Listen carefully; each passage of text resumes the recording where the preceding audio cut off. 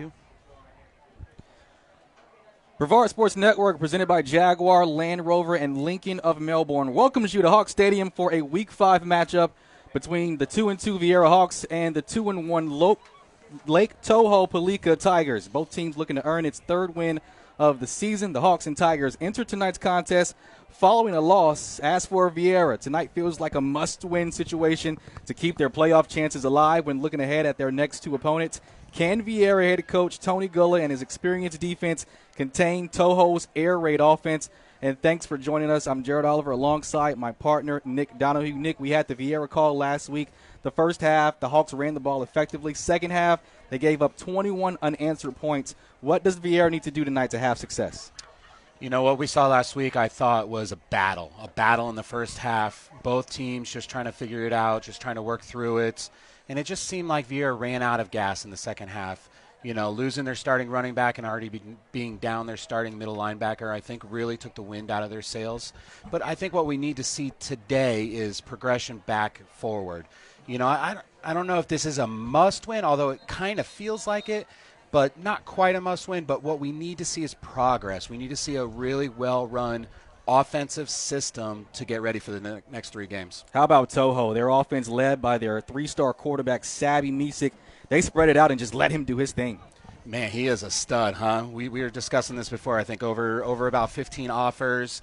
You know, they love to sling the ball. But, you know, in Viera's defense, they have some really good defenders, some great DBs, some great safeties. This is going to be a shootout, I believe, and let's see if Viera's offense can keep up. All right, captains are all getting set to take the field. Both teams are on the field getting warmed up. We are just minutes away from the pigskin leaving the kicking tee as the Tigers and the Hawks get set to go head-to-head under the lights at Hawk Stadium.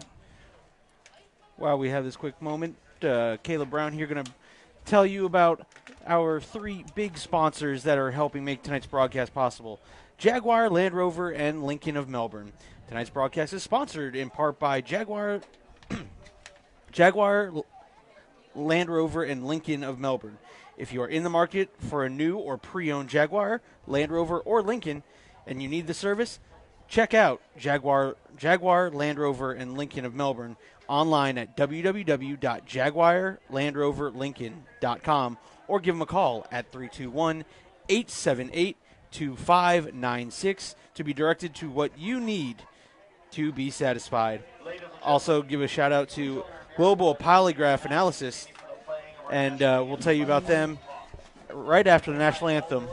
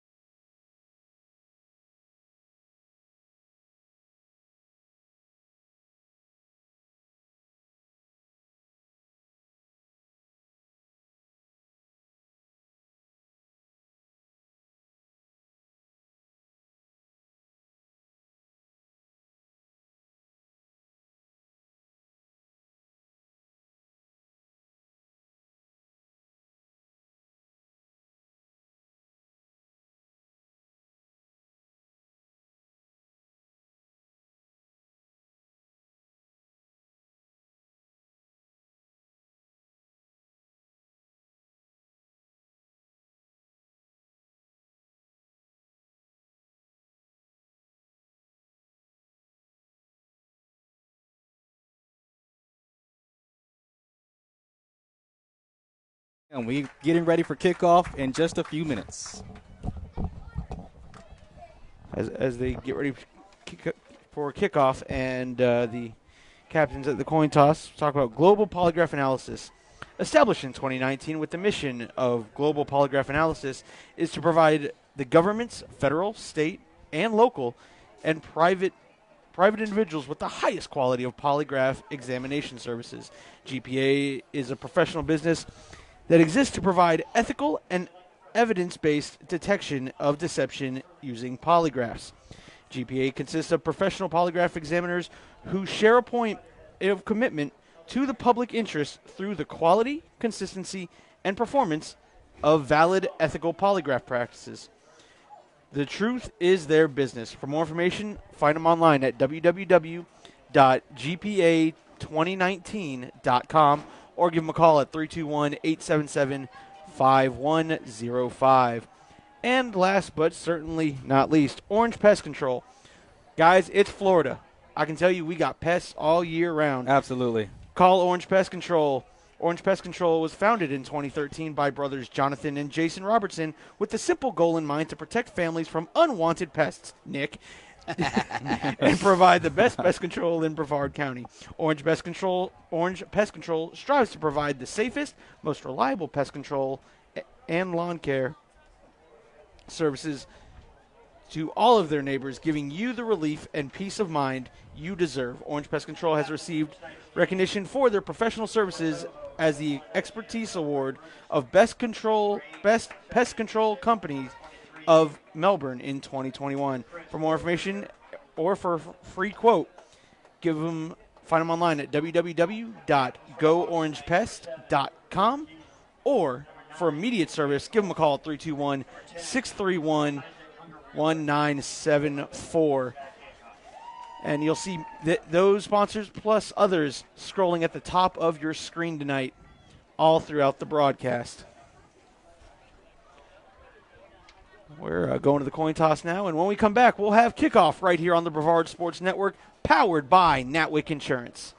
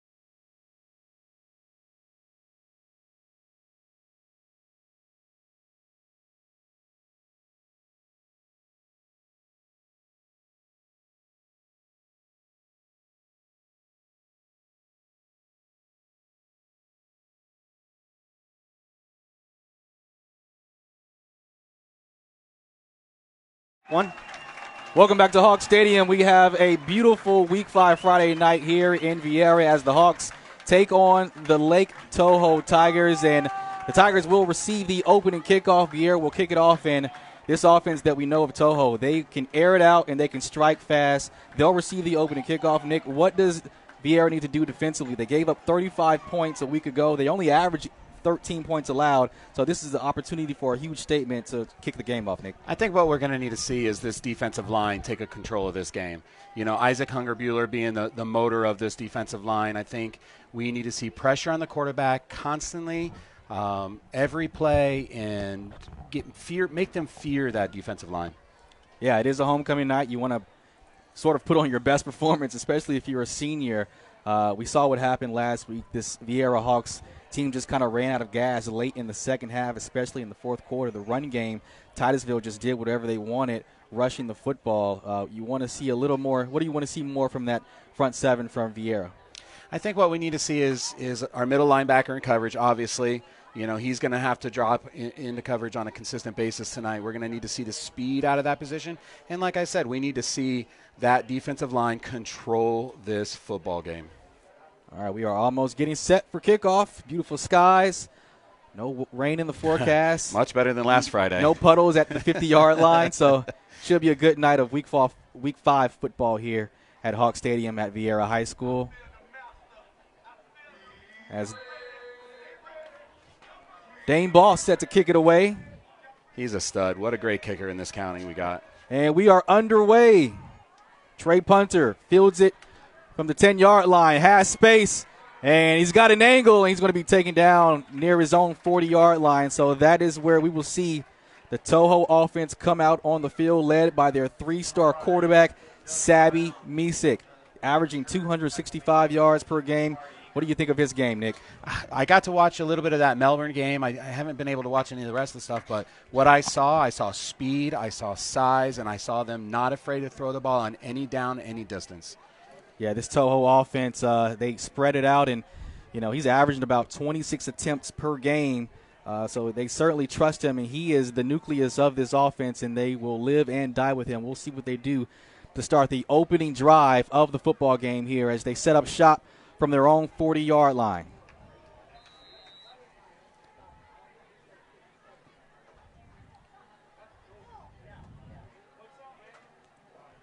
Right into a spread look. The Tigers come out in shotgun. 3 receivers to the top of your screen. Misik in the gun. Throws the bubble route, and he's going to be met quickly in the backfield. Way to set the tempo right there if you're Viera. That's exactly what we wanted to see on the first play. Viera needs to show this offense that they can withstand their passing game. Tackle made by Dimitri Jean there. Tigers looking to go quick here. Misik looking to throw, and he's got a receiver on the far sideline for about a 3-yard gain. That's a great form tackle right there. No way that receiver is getting out of there. Trey Punter, his first catch of the night, and he's just a special player. Just get him the ball and let him do his thing, Nick. They've got 2 really great special receivers on their team, neither being seniors, so interesting to see. First handoff of the night for Jackson Harnett. Falls forward close to a first down. As they cross midfield, they'll give it to him. First down and 10 for the Tigers. Despite how much they do throw the ball, they're still averaging a little over 100 yards a game on the ground. Back to Harnett. This time met by a gang of black jerseys in the backfield. That's what we need to see. Great first down plays for Viera, both. Isaac Hungerbuehler. Great job. Viera's defense gave up 330 rushing yards a week ago. Misik looking to throw. Chunks one up down the field. And that one overthrown. No flags. Intended receiver, Emmanuel Theogene. That's a great play by the DB right there. Looking for the ball the whole time. He has every right to that ball as the receiver for Toho does. Toho will take their shots in this game tonight. As we've seen already, right? Absolutely. Second down and 10 from the 49-yard line. 3 receivers to the left. Misik. Pressure on the middle, and that one nearly intercepted. Trey Punter lost his footing there. Incomplete. That brings up 3rd and long for the Tigers. Had the receiver slip, but we also had pressure on the quarterback there. Yeah. I think that's the big key tonight. This Viera defense, 10 of 11 starters back from a season ago. And in the offseason, head coach Tony Gola said this defense will be the nucleus of this team, and they'll have to carry them for the season. So this is 4th down and 10. And the Tigers get Viera to jump off sides, so that'll move it 5 yards up the field. So it'll be 4th and about 5 from their own from the 45-yard line. Yeah, 4th and 5 versus 4th and 10, way different of a ball game here for Toho. They really can open up their playbook on 4th and 5.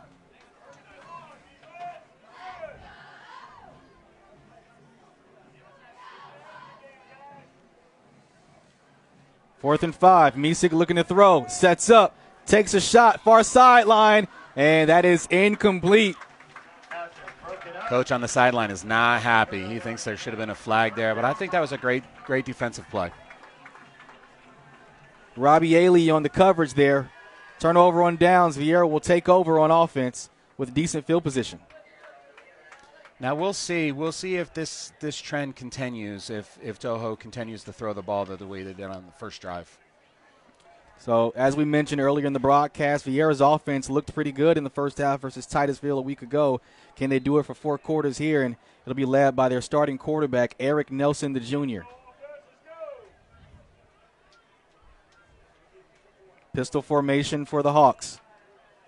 And they give it to Bubar, who had a great game a week ago. Rushed for 82 yards in 2 quarters. Didn't really play much in the second half. He's such a big part of this offense, not having him in there, even though they have a great backup running back. You know, he's such an important piece. It's nice to see him back on the football field. Had 19 carries last Friday. In a half. Yeah. No surprise, they're a leading rusher. Bubar once again, the pistol back. Ailey in motion. Flag comes out, blows the play dead. And that'll be a false start on Viera, so that'll back him up 5.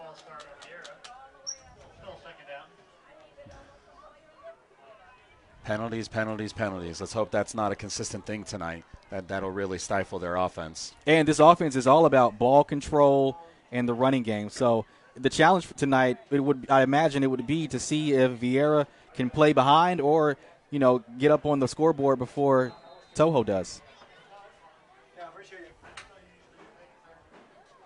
Second down and long here for Viera. Nelson keeps it on the left edge, but gets back to the line of scrimmage, and that'll be 3rd and long for the Hawks here near their own 41-yard line. Nelson being, I believe, their second leading rusher on the team. You know, he's got a good arm.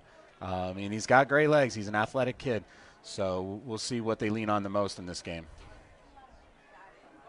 We've seen Viera try to open up the passing game a little bit. Let's see what they can do tonight against a team that can really put up points in a hurry. 3rd down and 11 for Viera. Nelson in the shotgun. 3 receiver set. Bubar to his right hip. They sprint right. Nelson looking to throw. He's got a man. Ailey on his feet. Down the sideline. Foot race to the end zone. Touchdown, Viera. Huge play. What a great first series defensively and offensively. Touchdown, Viera. Robert Ailey.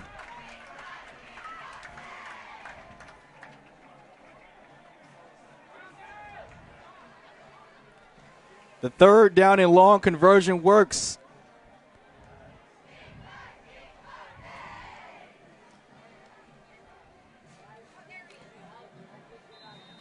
Dane Boss out for the PAT.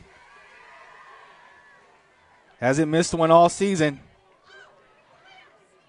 Good hold, and that is up. Splits and the good. uprights. Oh, no. Oh. It veered left. What? So it'll be 6-0. Viera strikes first here at home with 8:36 left to go here in the first quarter. How about those Hawks on homecoming?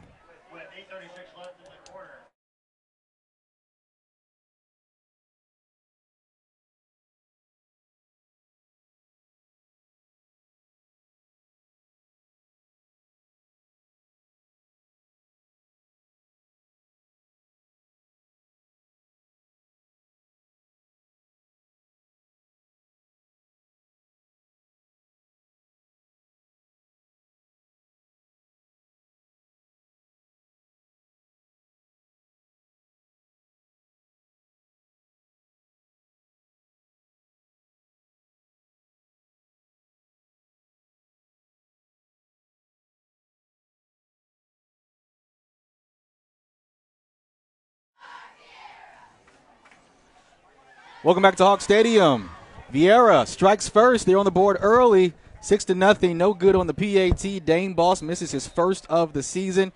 And he's going to kick this one away with a little bit of frustration. Trey Punter and Tony Brown back to receive this one. Pooch kick near the 25-yard line. And Theogene goes out of bounds near the 42-yard line. And that is where the Tigers will take over for their second possession of the football game. How about that drive from Viera to put points on the board, Nick? You can't start the game better. Great stop on defense.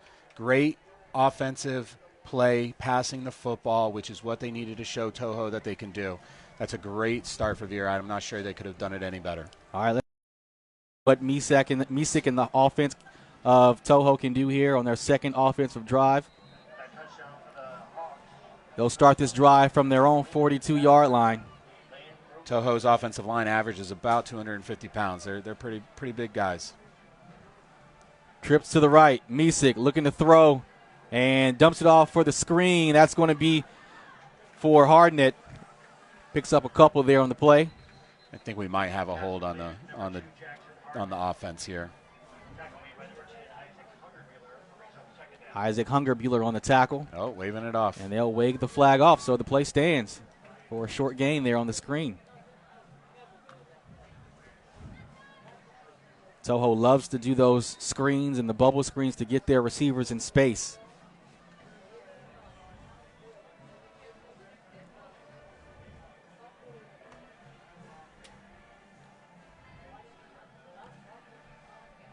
And they give it to Hardnett up the middle, has space, and gets to the second level, crosses midfield, and that'll be a nice gain of a first down near the 45-yard line. This is what we saw second half of the Titusville game.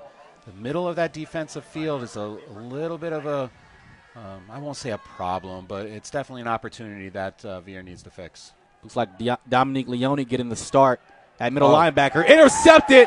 Ailey on his feet, making plays in the first quarter. One man to beat it. He's gone. Touchdown, Viera. Well, I said I didn't think they could do any better than what they did, and boy, was I wrong. What a way to follow up that offensive drive. 14 putting on a show here in the first quarter. We've still got 7:49 left to go.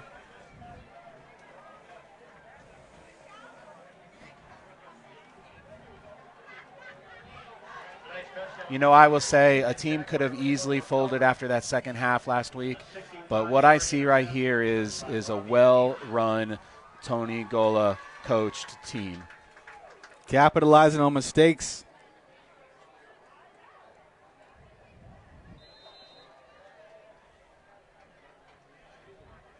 Dane Boss looking to redeem himself on the point after. That time the kick is up, and it is good. So 13-0 Viera up over Toho with 7:49 left to go here in the first quarter. How about this homecoming start for Viera? 13-point lead here at Hawk Stadium.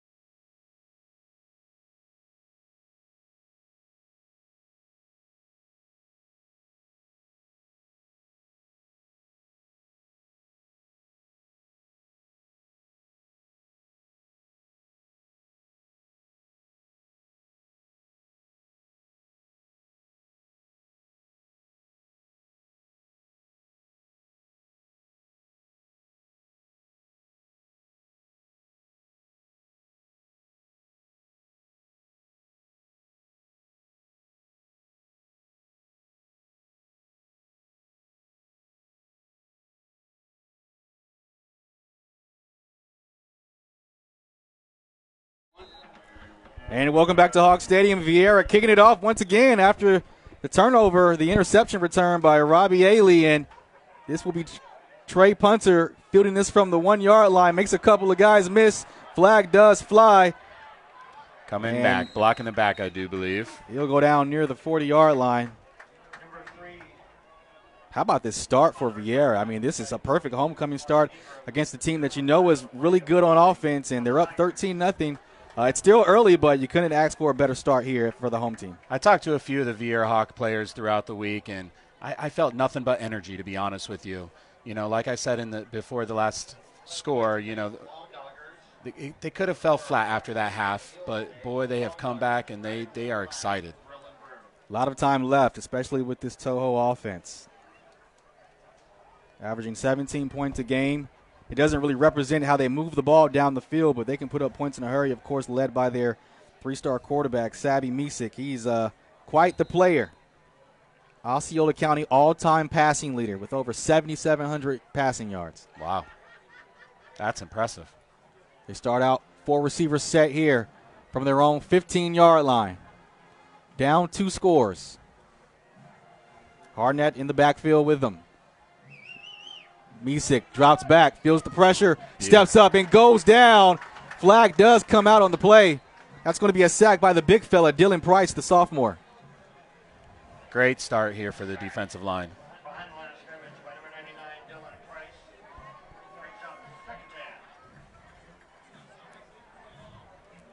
Flag was thrown near the 26-yard line.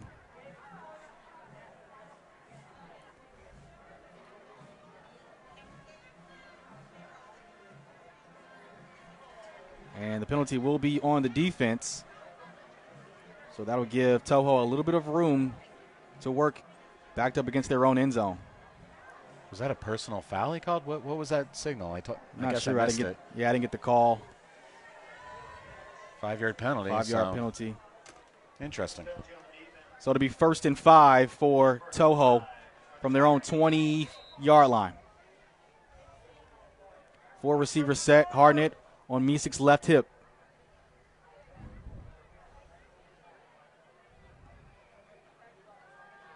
Looking to throw. Misick rolling right and throws this one out of bounds. Didn't like what he saw downfield. Great coverage by Viera. This defense is up for the task, it seems, tonight. Gave up 35 points last week. They're averaging only 13 points allowed, so good start so far for this Hawks defense.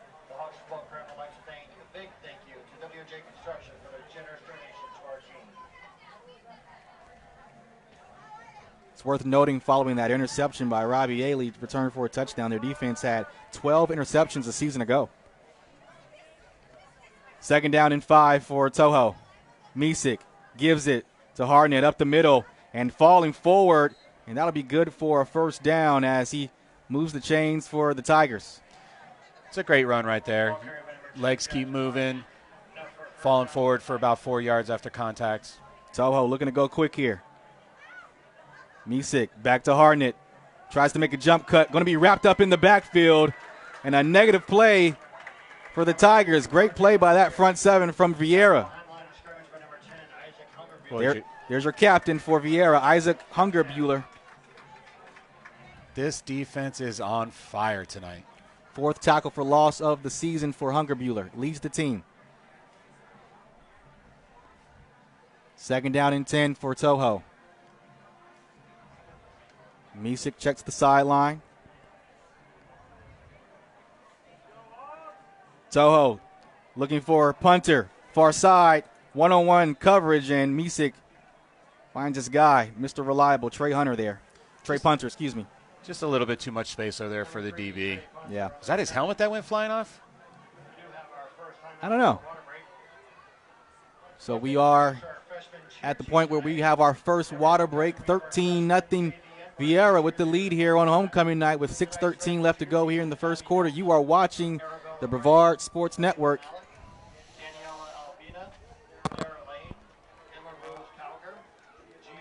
All right, folks, and while we have this water break, we'll take this opportunity to tell you more about our great sponsors.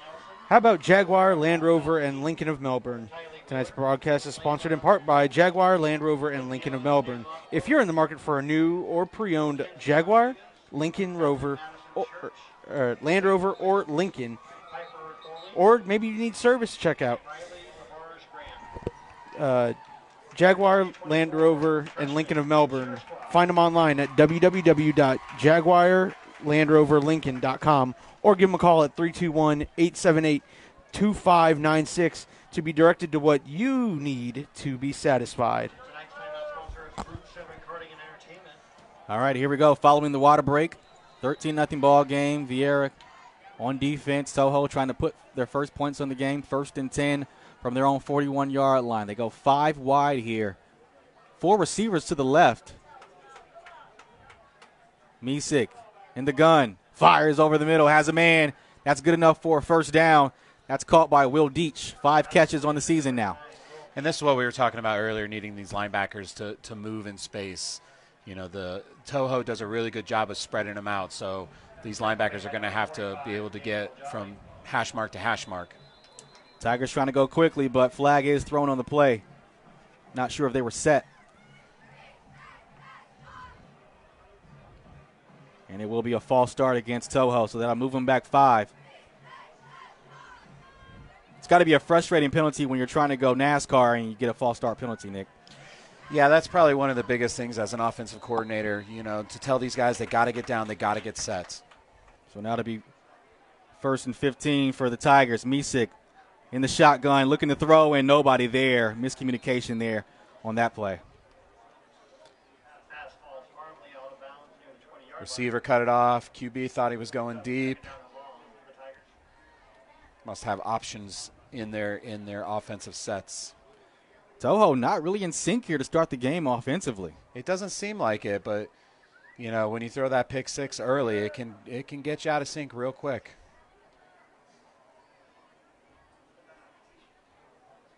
So it'll be 2nd down and long for the Tigers at their own 42-yard line. Misik motions his running back Hartnett to his left hip. Play fake. Misik dialing up down the field and nobody home. Great coverage there by Robbie Ailey. Intended receiver was Trey Punter. Brings up 3rd down.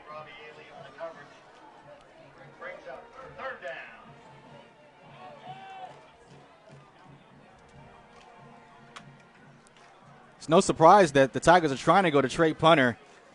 He's averaging 120 yards a game. He's got 3 touchdowns on the season, tied for first on the team. He's a special athlete, but just out of sync so far as a collective. Almost 16 yards a catch also. What a stat. 3rd and long for the Tigers. Misik stepping up, eye still downfield, fires with one-on-one coverage. That is picked off. Cooper Keith, 2nd pick of the first quarter, still down the sideline. Has a convoy. And how about Viera? Defensive shutout here in the first quarter.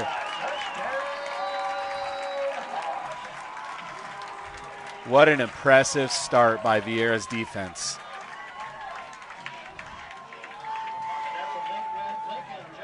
Coming into this season, we knew this defense was special, and boy, we've seen it so far tonight. 2nd interception of the season for Cooper Keith, the team captain. Multi-sport athlete, great basketball player, great football player, runs track. 2nd week for an interception for him. Dane Boss on the PAT. And that is up and good. So how about this on homecoming night? Viera up 20-0 with 5:19 left to go in the first quarter. Fireworks here at Hawk Stadium. You're watching Brevard Sports Network.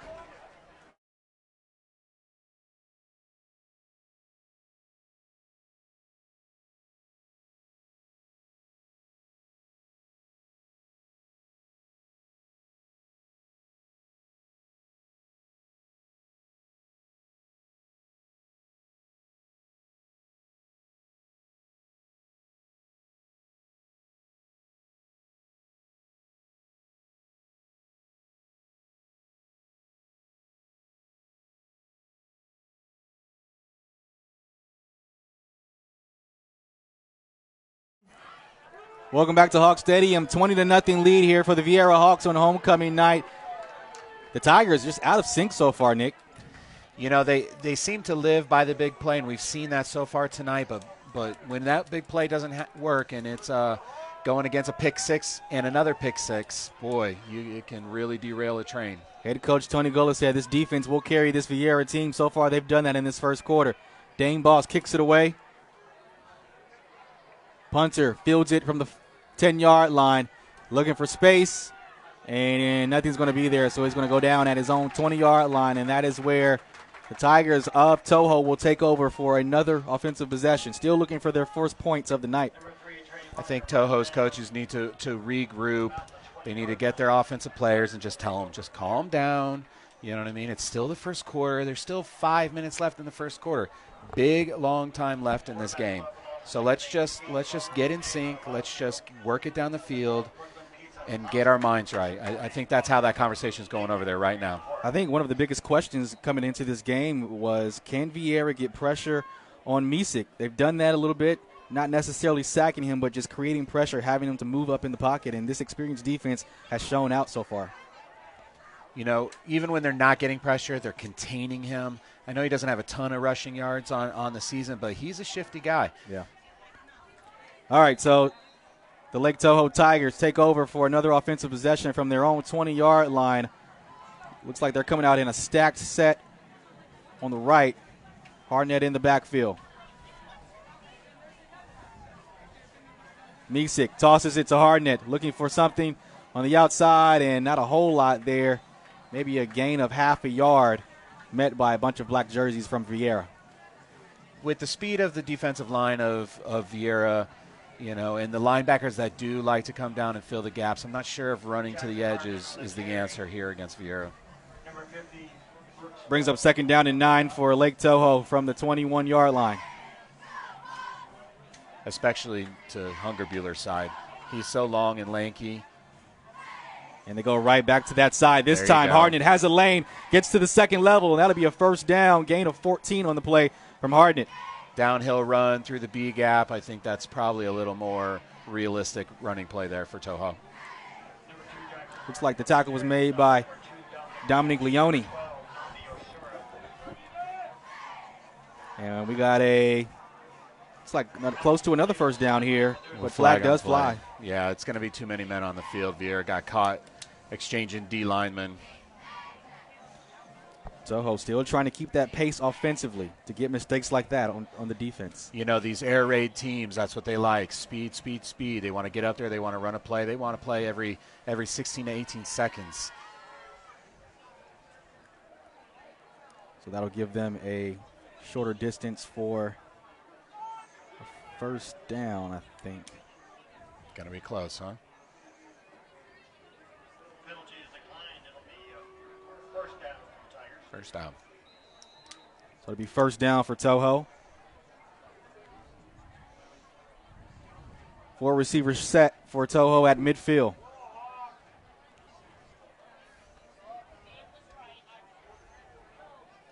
Misick back to Hardnett. Off the right side, falls forward, still on his feet, pumping the Pistons, and that'll be close to another 1st down. Great effort from Hardnett there. Little help from the O lineman. Got to give some love to the big boys, right? Yep. Jackson Hardnett on the carry, tackled by Kettle. They're going to call that a 1st down, too. Hardnett, a hard-nosed running back with great speed, brings some balance to this offense. Despite Tigers' passing game, they're averaging over 100 yards a game. Misick takes a shot down the field, and great coverage there from Viera. Robbie Yaley on the coverage. What a 1st half for that guy right there. Man, playing both ways, Ironman football, impressive. Toho's going to keep taking those shots. That's what they do. Great defensive performance so far from Viera. Quick throw here, and that's caught. Nope, ball comes out at the last second. Man, I thought we were going to have another pick there. That ball popped up. I don't think anybody really saw it go up, but you had 3 Hawks right there in the vicinity. Intended receiver Bradley Weck, the sophomore. Brings up 3rd down and 10 from the 45 for the Tigers. I think we already figured out that this is 4-down territory, looking at what they've done in the previous drives, the 1st drive especially. Empty backfield for Misick. 4 receivers to his left. Misick fires far sideline. Catch is made by Bradley Weck again. Oh, excuse me. Falls incomplete. Brings up 4th down. Oh, that's a big call then. So the punt unit does come out.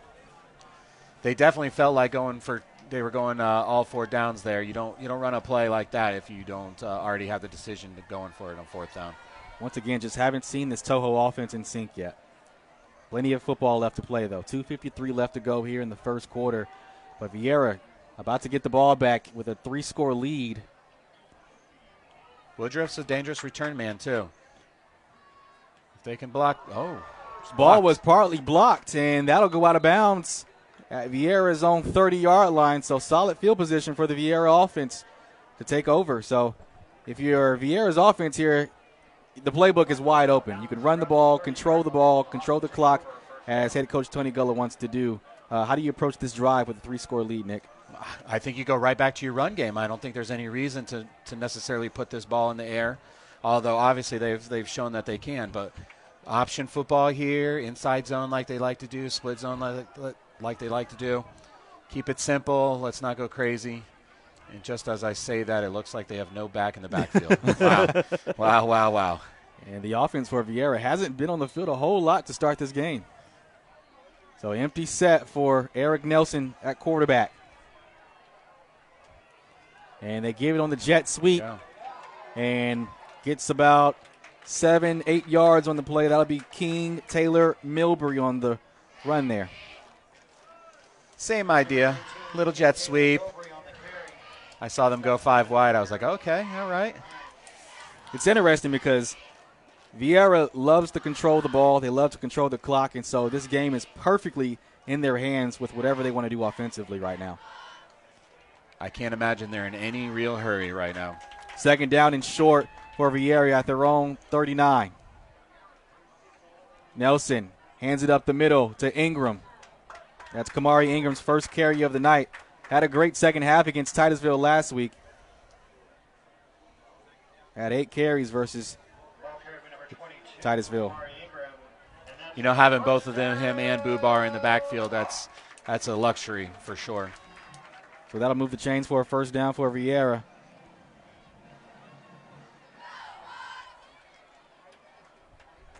So 1st and 10 for the Hawks at their own 42. Nelson and Ingram in the backfield.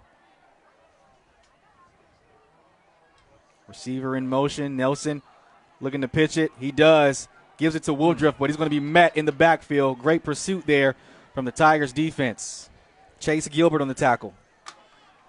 Great pursuit is right. They read that the whole way. They did a great job of keying on all the options on that option football.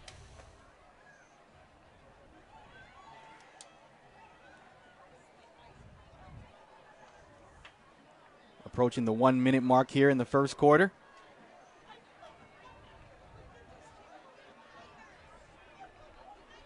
Second down and long for Viera from their own 39.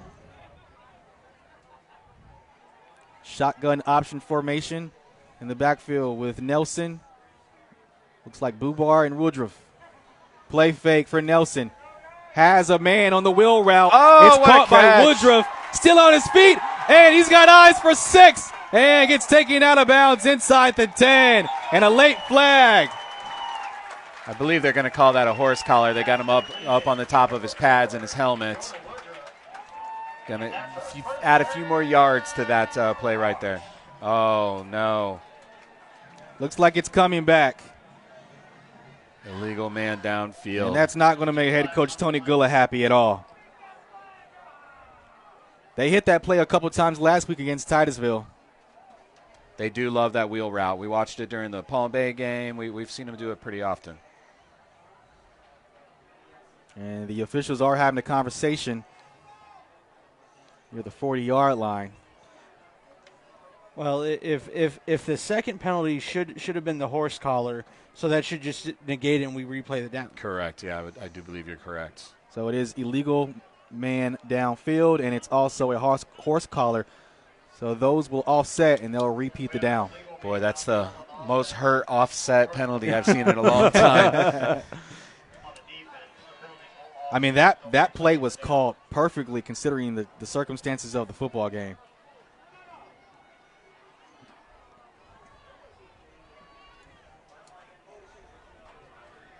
As we mentioned, Eric Nelson, a two-sport athlete, only 200 passing yards entering tonight's contest.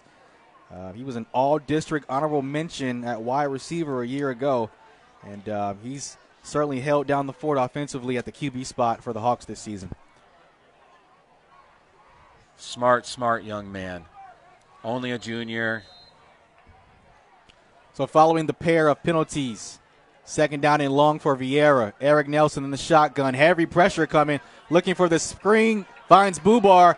Has a couple of blockers in front. Gets across a midfield, and that'll be a first down as he gets to the 45. I like what I'm seeing. Coach Gola looks like he's opened the playbook up a little bit. A couple of different installed plays this week for Toho. I like what's going on now. Bubar, a dynamic athlete out of the backfield. Leading rusher, and he can make some catches out of the backfield as well. and the crowd goes, boo, ball. Love it. Absolutely love it. All right, so first quarter in the books, 3-score lead, 20-0 here for Viera over the Lake Toho Tigers.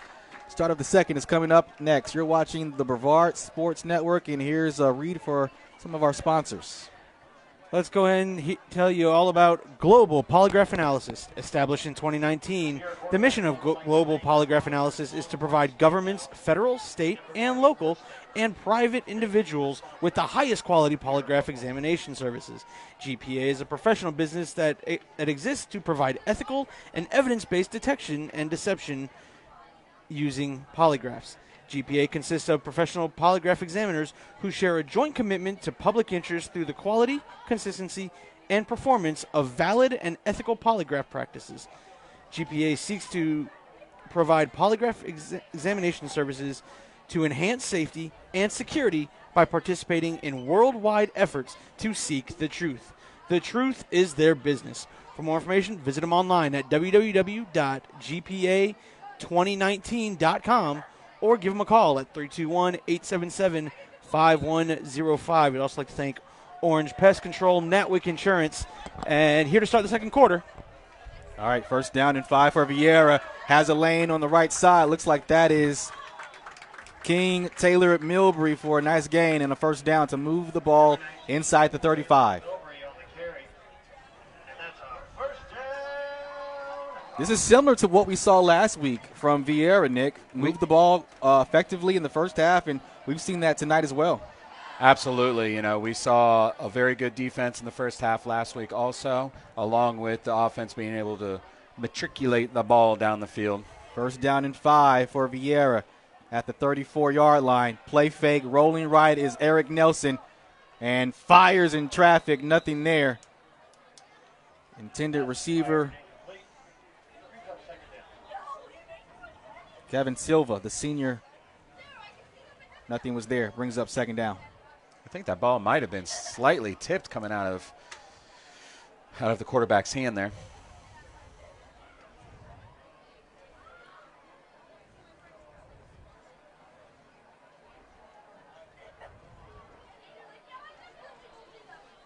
So second down and 10 for Viera from their own 34.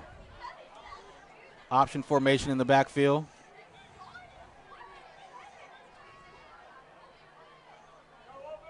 And Nelson gives it to Bubar up the middle, falls forward for a gain of 6 on the play. Ball headed out to number 23, Ryan. So much of the same from Bubar. Great first half, just like a week ago.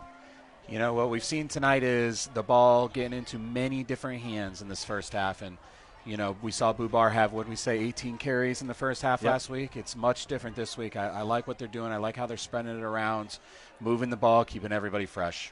Definitely. 3rd and 5 for Viera from their own 29. Same formation for the Hawks. Option formation out of the shotgun.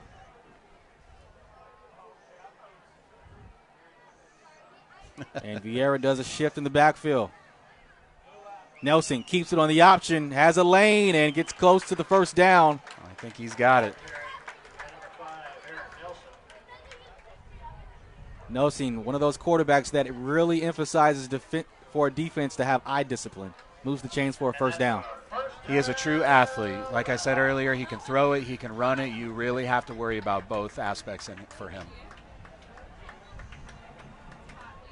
Only 2 completions last week against Titusville. Hasn't really had to throw it yet, but the playbook is wide open here if you're Viera.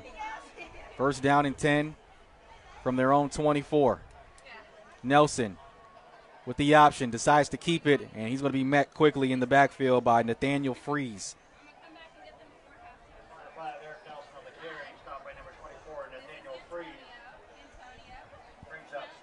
So that'll bring up second down and long for the Hawks. I mean, this is a huge drive. They can go up 4 scores here. Go up 4 scores, take a lot more time off of this clock. I mean, this is huge.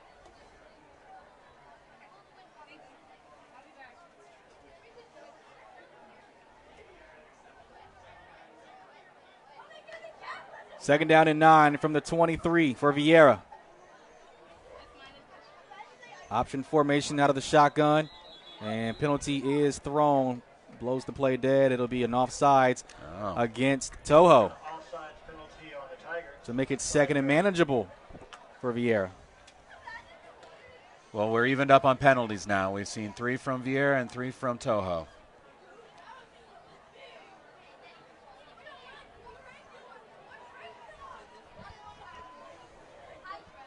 Great crowd here for Viera on a homecoming night as well. Got to mention. Yeah, they bring a great crowd every week, it seems. No matter the weather or the opponents, they're here to watch. That student section, when it's at full capacity, it's lit. It is lit. It is busting out in the seams. Second down and 5 for Viera. Milbury with a direct snap. And play blown dead. Looks like he lost his footing. Knee hit the ground. I think they're going to call it down in the backfield. Wow. Little trickery there. So they ruled him down in the backfield to bring up 3rd and long now. So 3rd and 9 for Viera.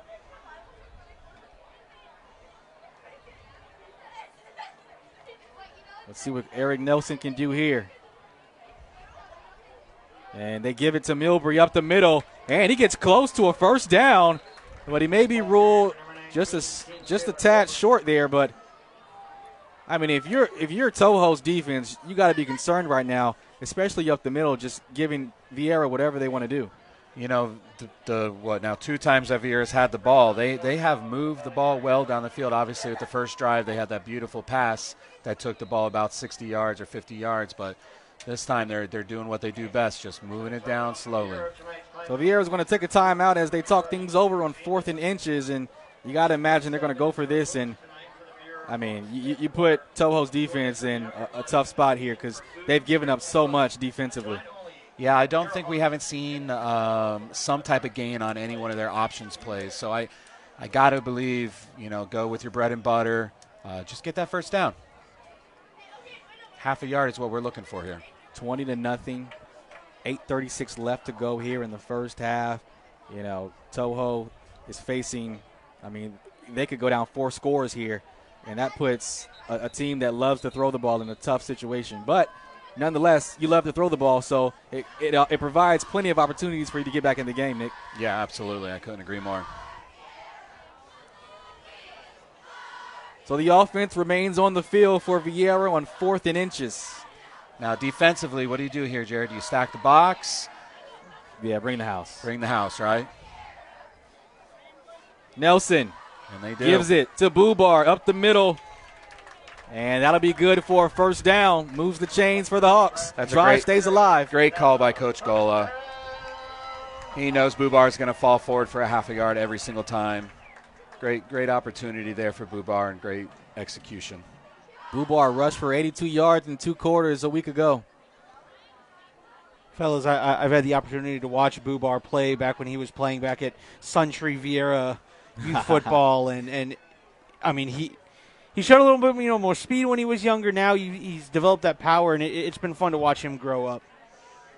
So first down and 10 for Viera from the 10-yard line. Play fake for Nelson. Wide open in the flat is Ingram, and he's in for a touchdown. So Viera goes up 4 scores here in the first half, shutting out the Toho Tigers. Wow. I am beyond impressed. I've watched them. I've broadcasted them almost every game this year, and can't say that I've been more impressed than I am right now. How about the bounce back from a week ago for Viera? Lost that game by 21 points, and here they are up 26, and Dane Boss makes it 27-0 with 7:55 to go here in the second quarter, Nick. Great play design, great call, great timing, actually. You just ran it down their throats. Great fake by Nelson, too. He really sold that handoff. I mean, it's been all about the defense for Viera. I mean, you create turnovers and you convert points, and it's been an all-around performance here for Viera on homecoming night. Not a better night to have it, right? Absolutely.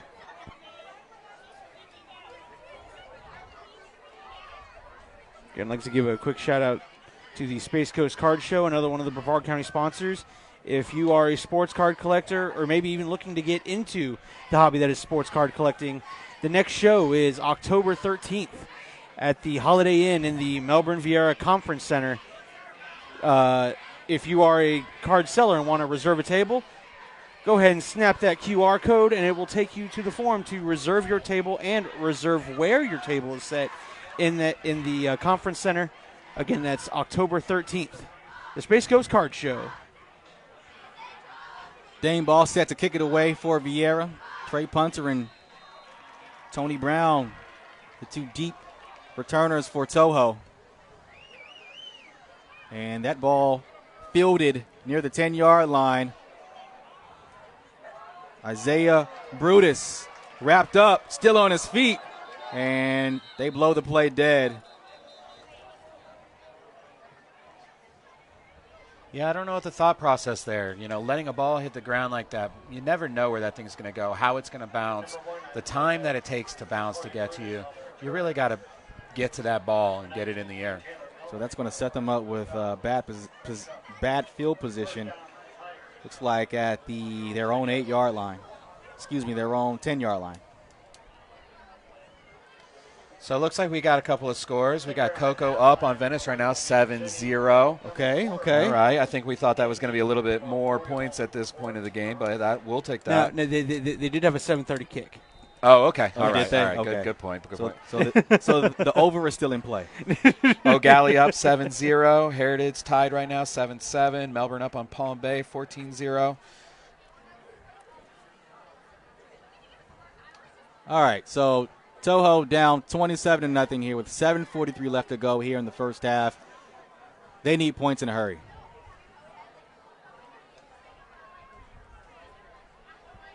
Handoff to Harnett up the middle and rolls forward. That'll be a gain of about 8 on the play. Now, we've seen Toho start drives well tonight. Out of the 4 drives, this is their 5th drive. We've seen them at least cross midfield almost every single drive before bad things have come. Misick in the shotgun. Finds his target, Emmanuel Theogene. And that'll be good for a first down for the Tigers. I mean, they've moved the ball decent in this game, just haven't been able to convert their possessions into points. 7:15 on the clock. Still plenty of time, though. Misick, once again, underneath far sideline. That catch made by Trey Punter. Short gain on the play. You know, good call by the Toho coaches here. Let's get this quarterback in rhythm. Let's get him some easy passes. You know, you don't have to chuck it down 40 yards just to gain some yards. Tigers going quickly. Misick hands it off to Harnett up the middle. Stays on his feet, fighting for that first down near their own 35. And it looks like they will give it to him. It'll be a first down for Toho.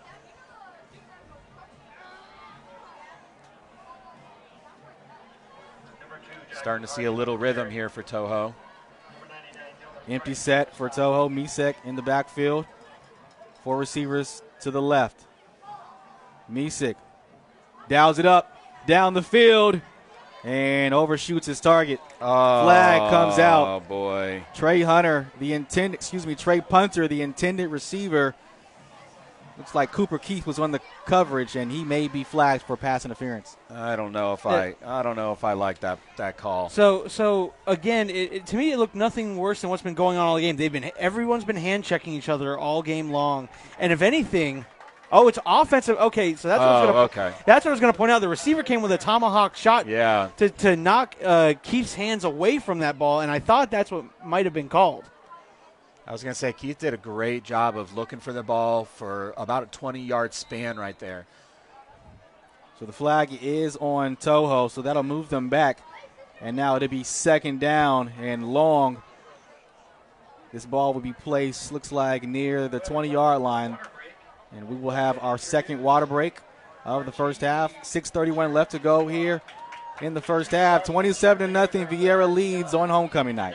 I'd like to give another shout out to another one of our sponsors, the Zone 6 Reapers 7v7 and athletic training. Coach Lovicher Jones does an excellent job with the Zone 6 Reapers 7-on-7 program, as well as athletic training. Whether you play, no matter what sport you play, you can always get some good athletic training from guys who know exactly what you need to do in order to be more explosive, more just get out the box. Whatever it is you're trying to improve, Zone 6 7v7 and athletic training will get you right. You will see their information flowing upon many other sponsors at the top of the screen.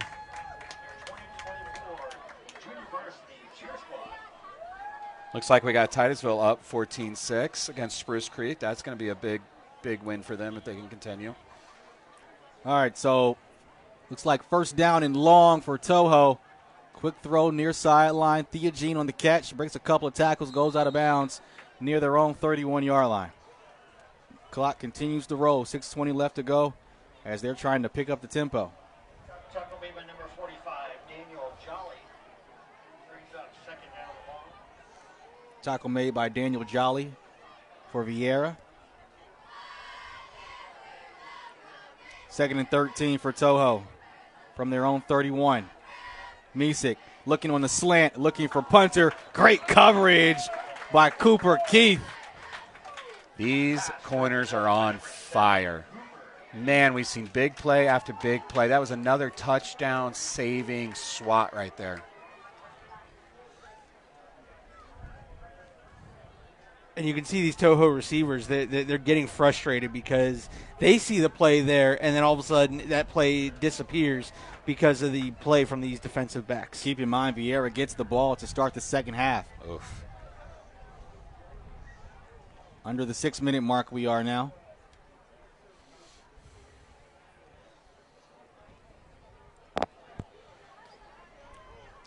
Four receivers set for Toho. Harnett in the backfield with Misek.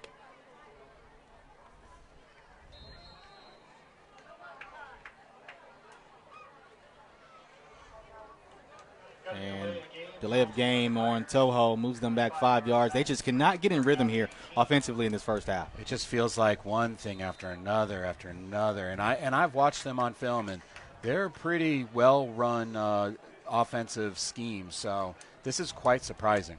This first half has been riddled with negative plays and penalties.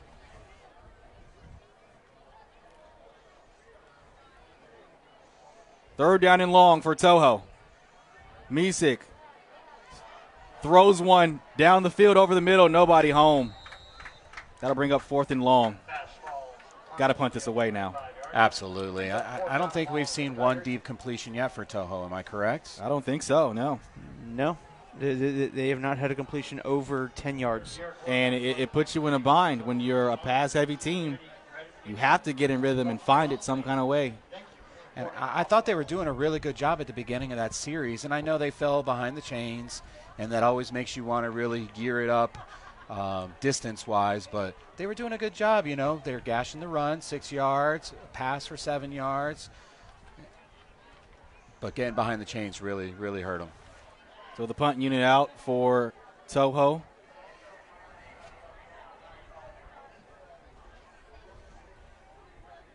Looks like Woodruff is back for the return for Viera.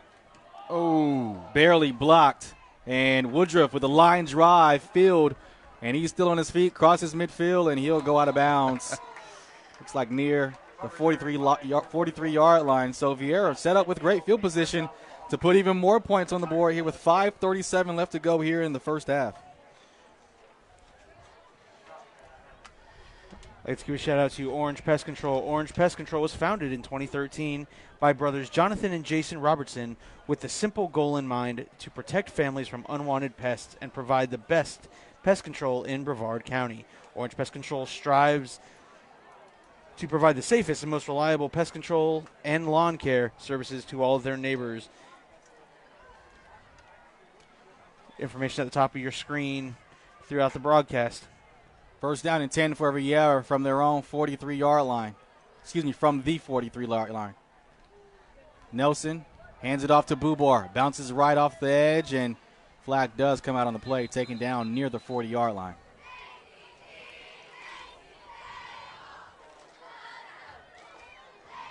False start, Viera.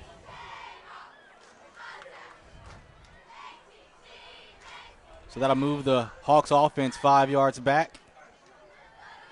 They'll spot the ball at the 48. Go ahead. No, I'm sorry. Go I was for just it. going to say plenty of time for the offense to still do whatever they want out of the playbook.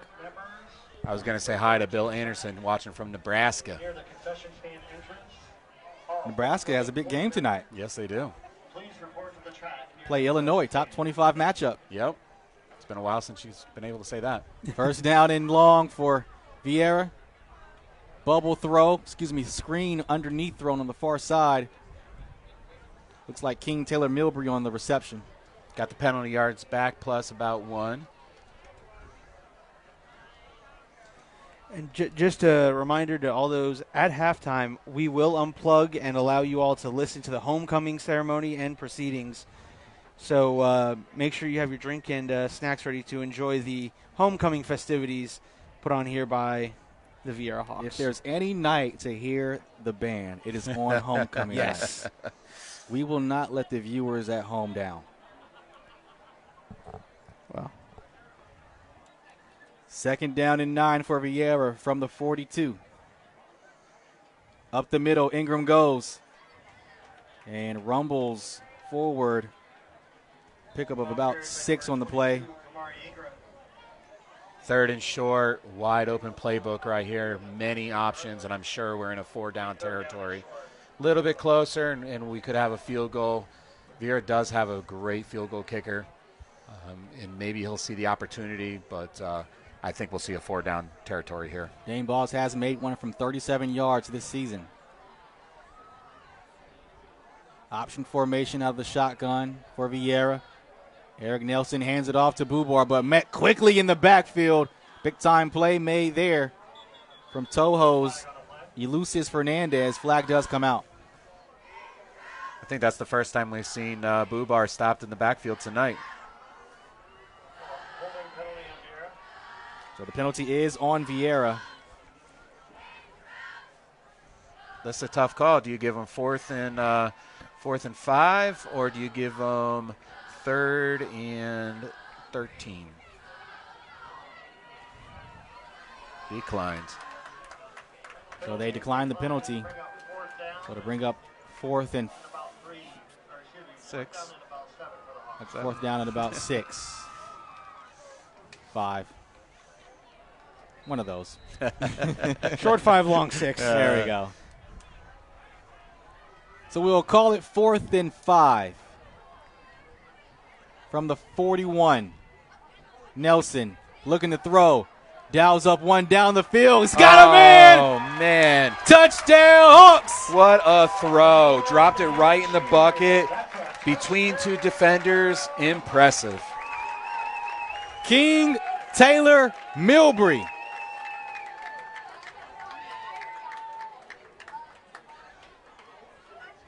How about the offense from Viera in this first half?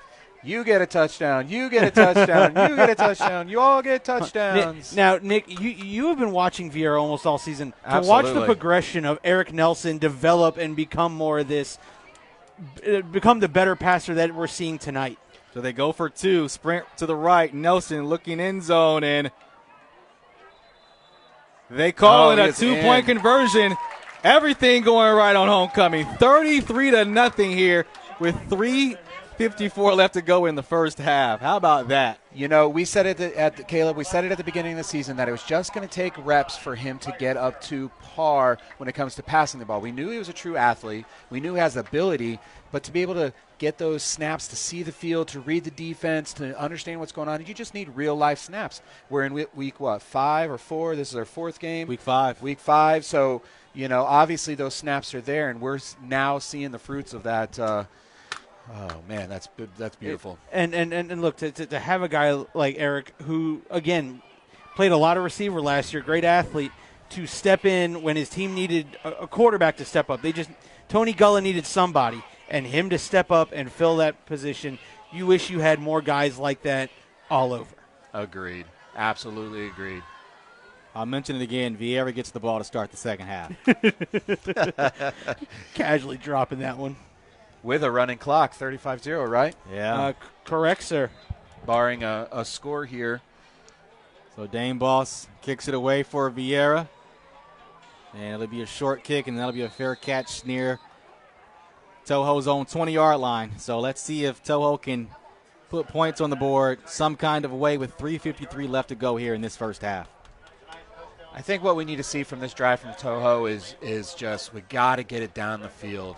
You know, we got to cross the 50 again. We got to get down to the 30-20. We got to show, they've got to show that they can move the ball on Viera, because the reality is with the exception of the beginning of a few drives, we haven't really seen it much. Well, and it almost seems like, and correct me if I'm wrong, it seems like Toho's almost lost the patience with the run. They almost completely abandoned it, except for a couple drives where they had, like you said, 6-7 yards of carry, and then they try to take a deep shot, and then it all goes off the rails. So first down and 10 for Toho from their own 20-yard line. Misik hands it off. Play is blown dead.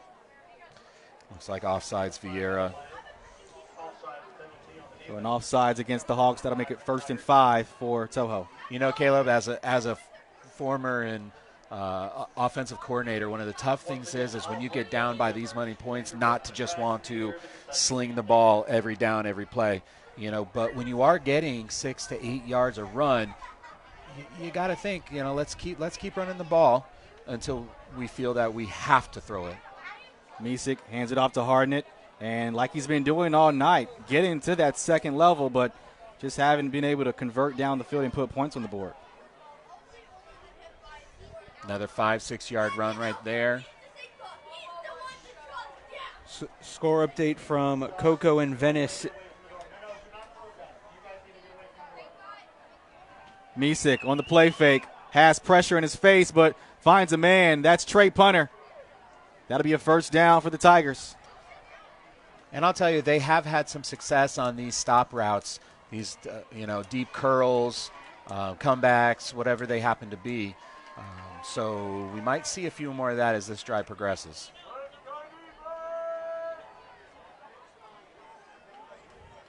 So this will be first down for the Tigers from the 43, their own 43-yard line.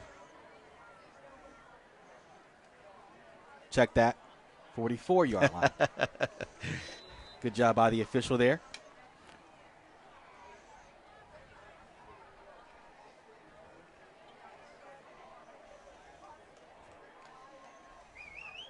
So at this point of the game, Sabby Misik is going to have to win this football game with his arm. Yeah, I think you can't. I think you can't quite think like that until the second half. Low snap for Misik. Doesn't phase him, though. Nice throw to Trey Punter over the middle. Gets slammed to the ground. No flag.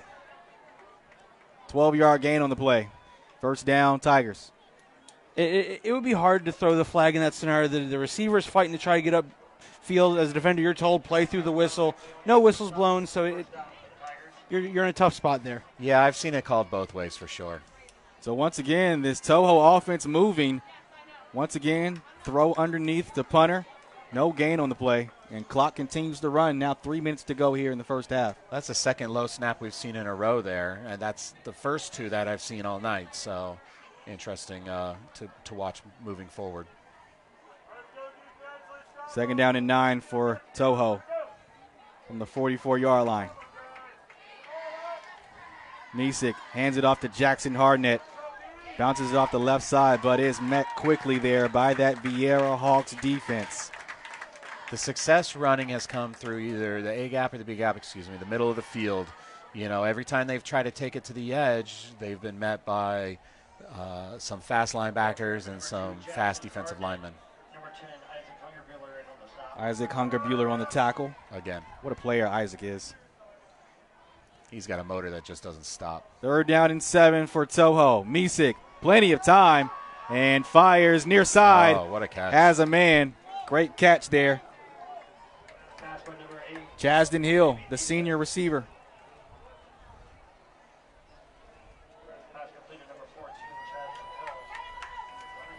So fourth down and 1 here. Toho needs this.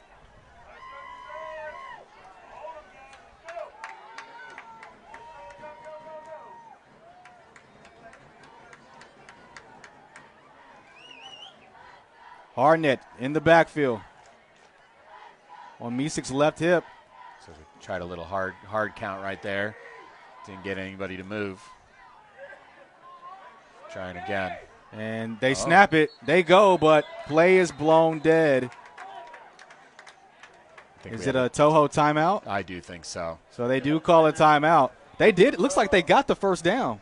Yeah, I think the opportunity from the coaches there were they were just trying to draw them off sides.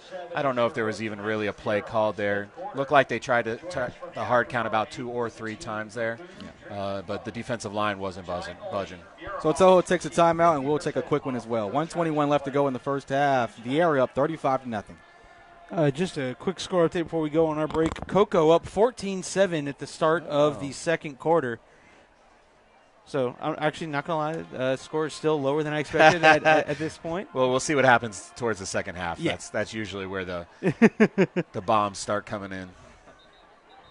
That's a heavyweight fight right there going on. So right now, the two heavyweight fighters are kind of like, yeah, all right, where's your soft spot before they start throwing the haymakers? Last score I saw in the O'Galley game was O'Galley up 20-0 on University. That will be a statement win right there. Look, I agree with what Billy Palmer said a couple weeks back. O'Galley's front seven is probably one of the best to have come through this county in quite a while. I would equate them to Coco's front seven last year. Yes. I would put them in very, very similar lines. Although I might put Coco an inch ahead, not much so. I've had a chance to see O'Galley play live once, and that was that game against Heritage, and it was just, that game I was like, all right, if Heritage can run the football, they can try to mitigate. That front seven said, we dare you. Against a good back in Francis. Yeah, absolutely. Yeah. All right, here we go. 4th down and 1 from the 41 for Viera. Excuse me, the 45. Check that. 35. I'll get it right. I don't see anything else but running right up the middle here. You got a 4-2 box. And they hand it off to Harnett, fighting for the first down. No, I don't know if he I got don't it. think he got it. To me, he's a chain link short. And that ball is going to be spotted short, so turnover on downs for Toho. Viera once again takes over. They've got 1:15 left to go here. Do you attack? I think you run the ball. If you get a couple big chunk plays, sure. If not, just run the clock out. Let's, make it to half, 35-0. We'll start the running clock in the second half. But to go back on that play, the timing on that play was really strange. They had the motion come across, and it was almost like the running back had to wait a split second for that motion to come through, which caused him to have to, get caught up with that defensive line. Yeah. In a play like that, 4th and 1, sometimes you just got to go old school and just pound, you know what I mean? Pistol set for Viera from their own 35. Fumble on the play, and Nelson jumps on it. And he'll go down at his own 30. I think now more than ever we just tick, tick, tick. Yep. Let the clock tick out. I don't think Toho has any more timeouts. You might even just, run the play clock as much as you can and take knees. Right. Looks like they will follow that order. Clock continues to roll, and you got a running clock to start the second half. You don't need to force anything dumb. Nelson and Bubar in the backfield. Throws far sideline, wide open target, and missed him. Had Woodruff wide open there. Incomplete pass. Were we wrong on that play call, huh? Man. I mean, look, if it's executed, it looks really sweet. I'm not, if that pass is on target, he's going down the sideline, possibly hitting his head on the goalpost. I suppose 3rd down. We're going to run the ball here. Well, here we go. 3rd down and about 12 here for Viera from their own 32-yard line. Pistol formation. 3 receivers to the right, Bubar and Nelson in the backfield. Nelson throwing and hits a target. Has Woodruff, but it'll be for a negative play. Brings up 4th down and long. I'll tell you what, that defender was right there. another foot of space for that defender, and that could have been very ugly.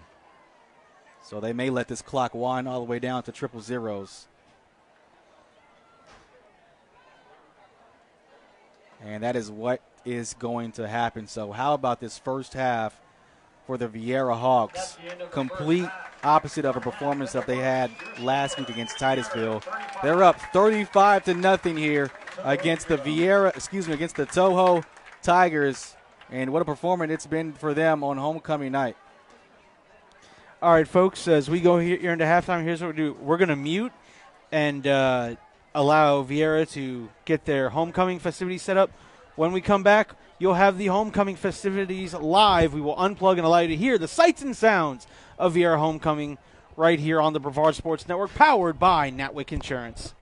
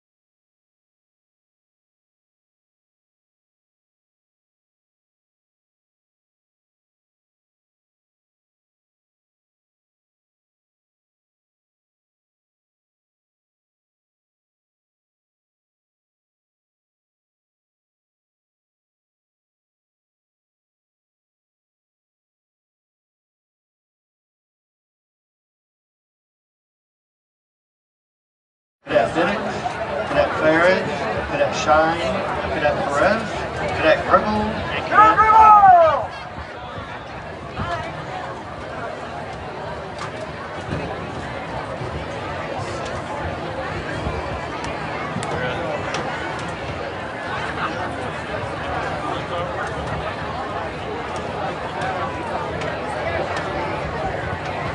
Welcome, ladies and gentlemen, to our 2024 homecoming game halftime court presentation. We would like to thank Publix for sponsoring flowers, Space Coast Vets for providing equipment for vets, as well as a thank you to Ace of Cards for providing the golf carts this evening. Our first couple will be representing the class of 2028 is Olivia Sosa, escorted by Braden Wasden. Olivia is the daughter of Christina Sosa, Queen Sosa. She enjoys playing varsity volleyball at Viera and travel volleyball at Surf Park. We would like to thank her family and friends for their support. Braden is the son of Drew Wasden and Lindsay Wasden. Braden enjoys playing football and basketball. We would like to give a special thank you to his friends, God, and his family.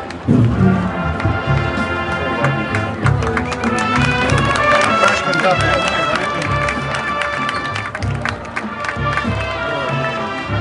Our next court couple representing the class 2027 is Lucia Carlton, escorted by Luca Baggiovi.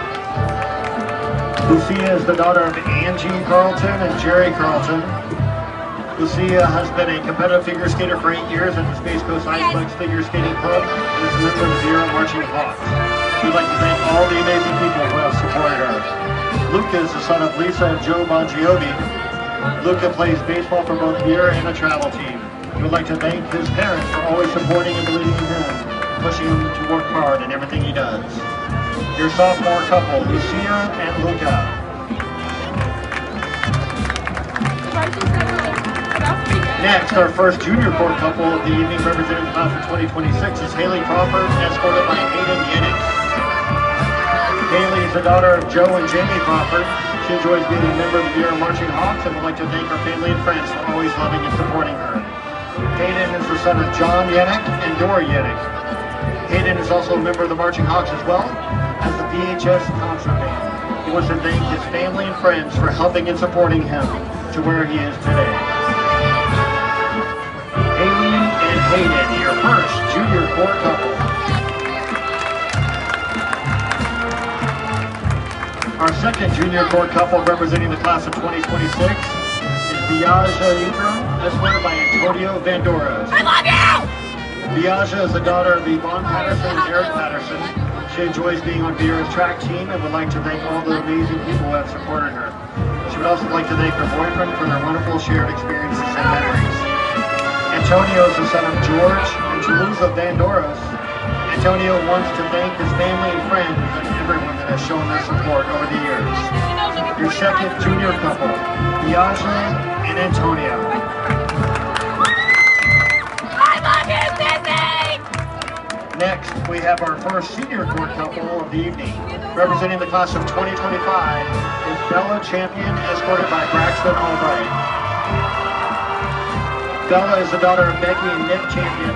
Bella is a member of the VHS Varsity Cheer Team, National Honor Society, Mu Alpha Theta, and National Science Honor Society. She would like to thank her mom and dad, her siblings Nick and Charlotte, and the Big Eight. A special thank you goes out to her papa, who will always be proud of Bella and her accomplishments. Braxton is the son of Shay Lee and Brad Albright. He enjoys being a member of the Viera's Varsity Track and Field Team. He would like to thank his mom and dad for their early encouragement and advice, which has been invaluable each day. Your first senior court couple, Bella and Braxton.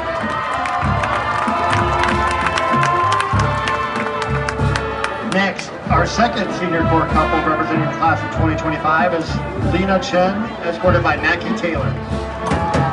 Lena is the daughter of Danny Chen and Wendy Wang. She's a member of STA, the President's Spanish Club, the Vice President of Youth Alpha Theta and Puzzle Club, and the Secretary of Science National Honor Society. She would like to thank all of her friends and family for their continued support over the years and for making her high school experience amazing. Mackie is the son of Kate and Todd Taylor. Mackie enjoys figure skating and being a member of the VHS Yearbook Team and FFEA.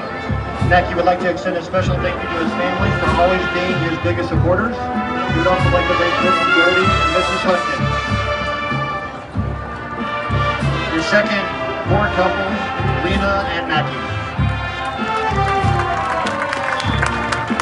Next, our third senior court couple of the evening, representing the class of 2025, is Kinley Dravis, escorted by Jackson Lynch.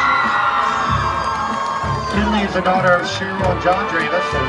Kinley is the editor-in-chief of the VHS Yearbook, senior class historian, vice president of Hawk Nation, and VHS varsity cheer captain. Kinley would like to thank her sisters Kylie and Cameron, her amazing supportive family, the Big Eight, and the people who she wishes were here tonight. Gigi Ma, Sophie, Paul, and Grandma Dravis. Jackson is the son of Melanie and Johnny Lynch. Jackson enjoys being a four-year member of both the VHS Varsity Lacrosse Team and Student Government Association. He's a member of the Key Club and National Honor Society. Jackson would like to give a special thanks to his mom, dad, siblings, friends, and teachers. Your third senior court couple tonight, Kinley and Jackson.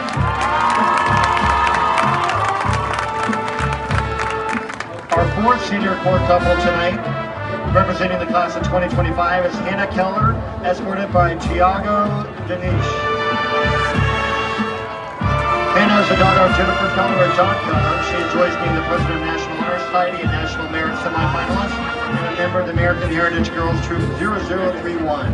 She would like to thank her siblings, Psalms 23-1, and Deanne and Dirk Sickler for all of their support over the years. Tiago is the son of Carmelita Denise and Stephen Varion. Tiago enjoys mountain biking and riding in his free time and is a 4-year member of the Academy of Communication, Art, and Design. Tiago would like to extend a special thanks to his parents. Our 4 senior core couple, Hannah and Tiago. Our 5th and final senior core couple of the evening, representing the class for 2025, is Sarah Spellman, escorted by Ethan Janning. Sarah is the daughter of Kendra and Eric Spellman. Sarah is the senior council vice president, a drum major, and a 4-year member of the Viera Marching Hawks. The secretary of both National Honor Society and Mu Alpha Theta. The vice president of Beta Club. Sarah would like to thank her siblings, parents, grandparents, her Nana, and her boyfriend Ethan for their support and encouragement. Ethan is the son of Mike and Christine Janning. Ethan is the NHS treasurer, a Viera Marching Hawks section leader, and member of the Academy of Communication, Art, and Design. Ethan would like to give a special thanks to his mom and dad for their dedication and support throughout the years. Your 5th and final senior court couple of the evening, Sarah Spellman and Ethan Janning.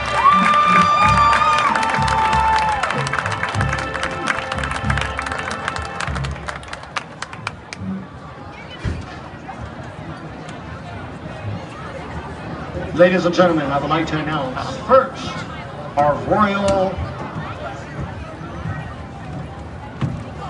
the first Royal Court member is Ethan Janning.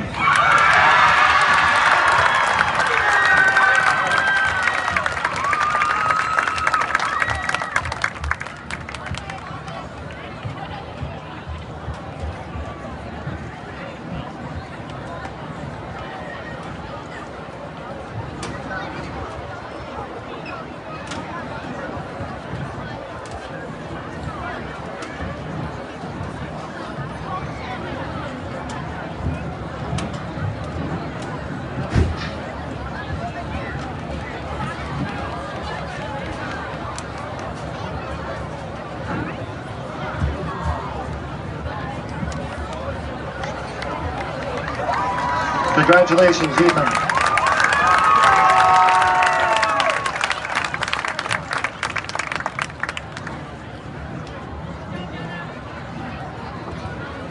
And the second member of our homecoming Royal Court is Sarah Spellman.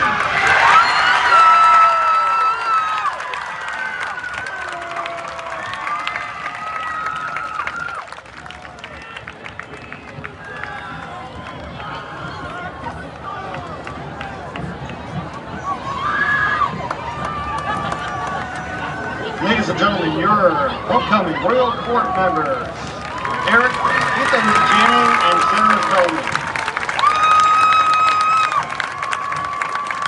Congratulations to all the members of our homecoming court. Congratulations.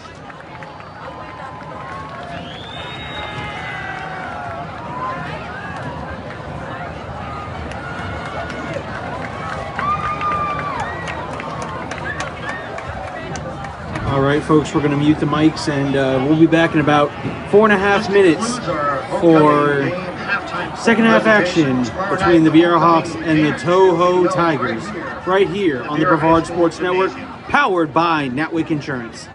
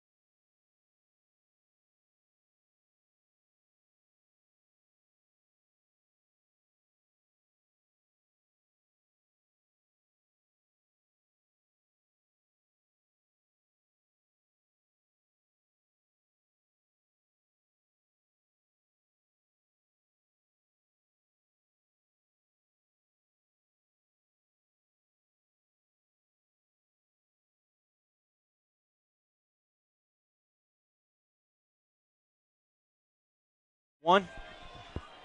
Welcome back to Hawk Stadium. Viera with a 35-0 lead over the Toho Tigers.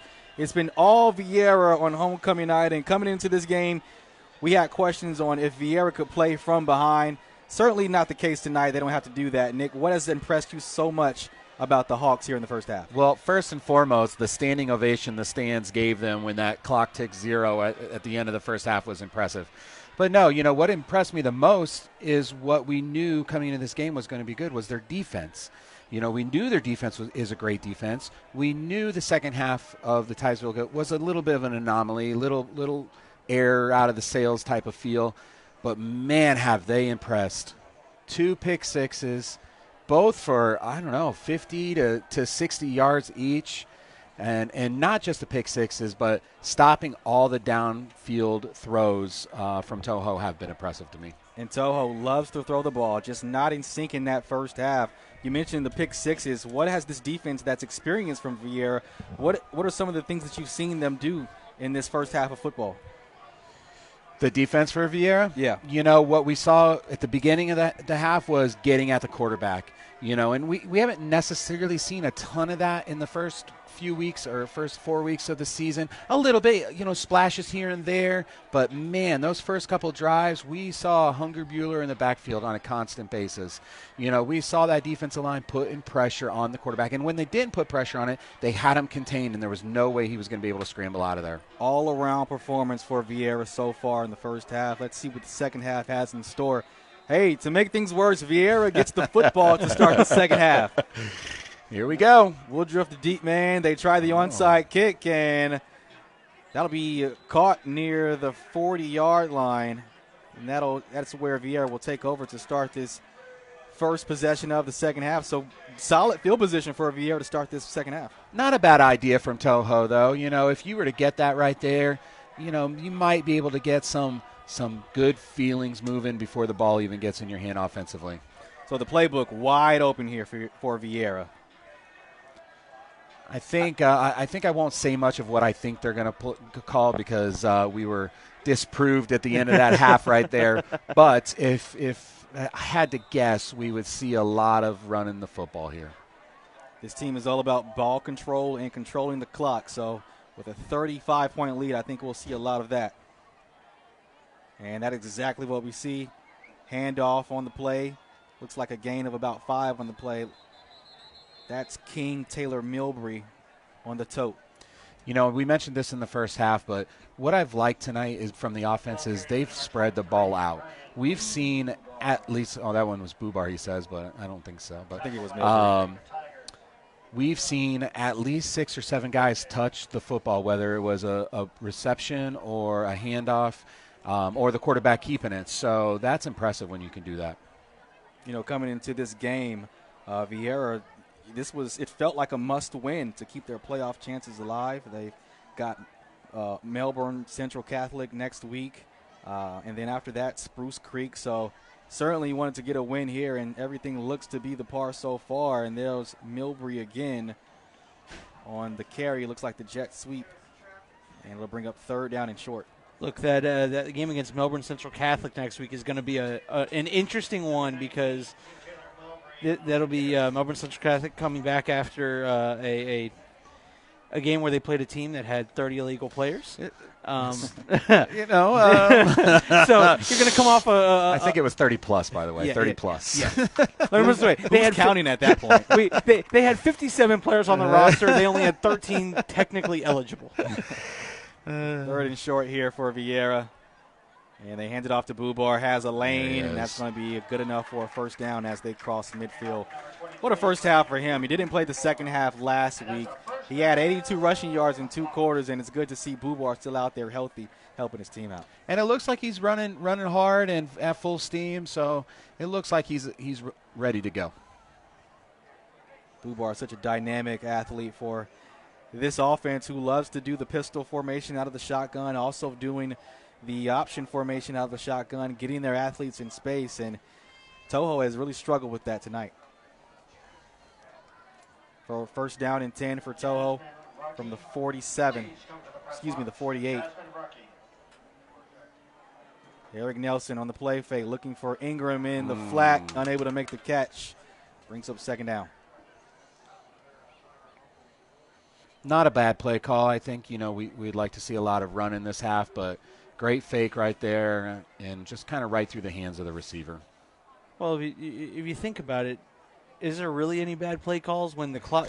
I mean, typically when the clock is running, the only reason you don't want to throw the ball is because the clock stops. That is a great point. I just got thinking about that for like 30 Great point. Occasionally, I have like a few good ideas that come out of my head. Cocoa up on Venice right now, 28-14. Wow. So the Tigers beginning to pull away there. You know what? We said last night that was a game that's going to come down to which defense could get those couple stops. So another carry from Kamari Ingram, and what a game and a half he's had over the last 2 weeks, giving Bubar an extra rest is, and I mean, Kamari, we talked about it in the pregame. Kamari Ingram, 6'2", 185. I mean, that is an SEC frame. He may not be the caliber yet of what he wants to be, but I'm saying, like, if you're looking at him as far as intangibles, those measurements that's what you want. And to have those different field type of backs in the backfield, that's a great thing to have. Pistol formation for Viera on third down. Nelson looking to the flat, has Woodruff, and he gets close to a first down. Let's see where they spot the football. Uh-oh. Looks like tackle was made by Ryan Wells, the sophomore for Toho. Looks like we got Blaylock in at quarterback right now. Great opportunity for Viera here to get Blaylock some really good reps against a good Toho team. You know, that might not be playing up to their standard right now, but they are a good team. Robbie Blaylock, the sophomore transfer from Winter Park, at 4 completions versus Rockledge, and he's a pocket passer, but I think the difference is obviously with him and Eric Nelson is just running the option out of the backfield in the shotgun. But you want to get Blaylock reps to throw the ball because they're going to be down at certain points of the season, right? And you never know what's going to happen. You never know what situation you're going to be in. And Nelson is a great slot receiver on top of being a great quarterback. So to be able to have him in a different position on the field is pretty good too. So they're going to measure this. So they will measure it. I thought he was short. I thought he was a little short. I think that's what they're saying. It's like it'll be 4th and inches for Viera. At this point, do you kick it away or do you go for it? I mean, I think you go for it. Only once have we seen Toho stop the running back in the backfield. We've seen a couple of 1-yard gains and 2-yard gains, but falling forward is a pretty consistent thing for Viera. So offense remains on the field. Blaylock in at quarterback. And they hand it off to Milbury. And he's going to be wrapped up, reverses field. And he's going to get the first down and some as he gets into the 35. My heart was pounding a little bit right there. Looked like that may have gone the distance.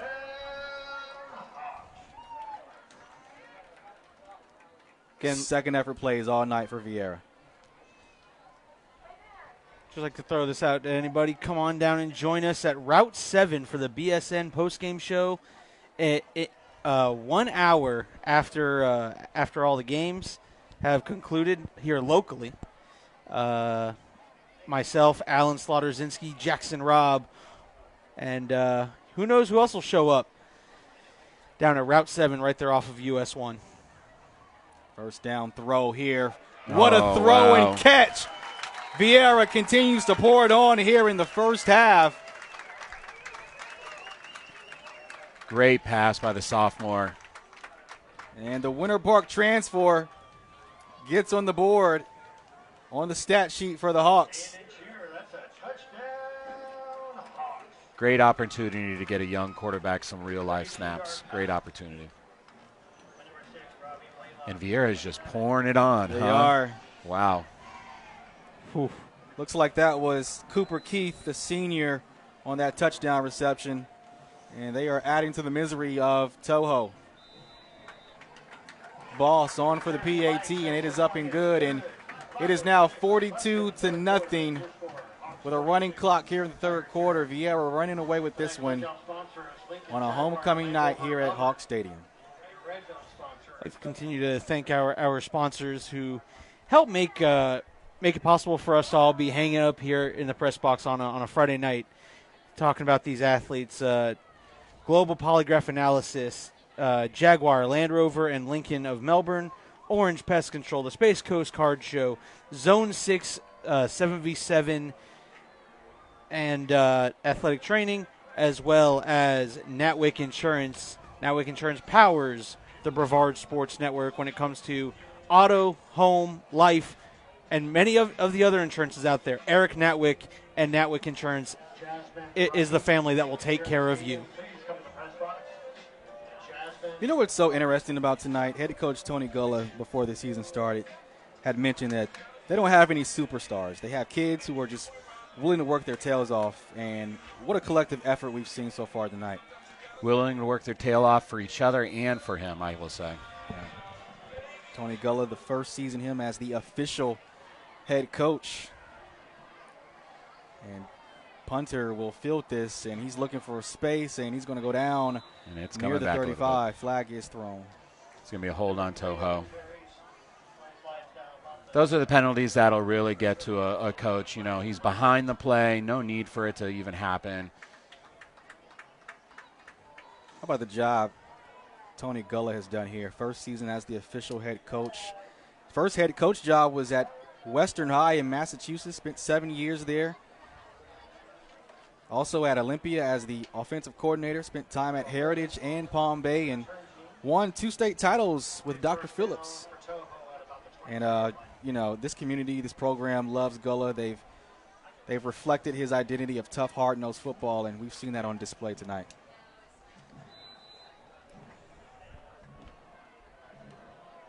First down and 10 for Toho from their own 24. Let's see what Sabi Misik and the offense can do here in the second half. Misik hands it off to his running back up the middle, and he gains about 7 on the play. Check that, about 8. You know, you mentioned Tony Gullah talking about his team, said he didn't have superstars. I would only argue that point, and this is from a personal perspective, Isaac Hungerbuehler. We've had a chance, Al and I have had a chance to really get to know that kid, and just the man that he's becoming is truly one you want to see out in the community. Absolutely. Second down and 2 for Toho, and that's been the story of the night right there. Just unable to get in sync, drop passes, negative plays, and penalties, Nick. Man, I'm very surprised, very surprised. You know, they have a pretty prolific passing game, and they just have not had the opportunity to get in any type of sync. And credit Viera's defense for that. 2 early pick sixes will definitely shake an offense. Third down and about 2 here for Toho. Sabi Misik steps up, avoids the pressure, and he's going to keep it on himself and goes out of bounds near the 35. And it'll be close to a first down.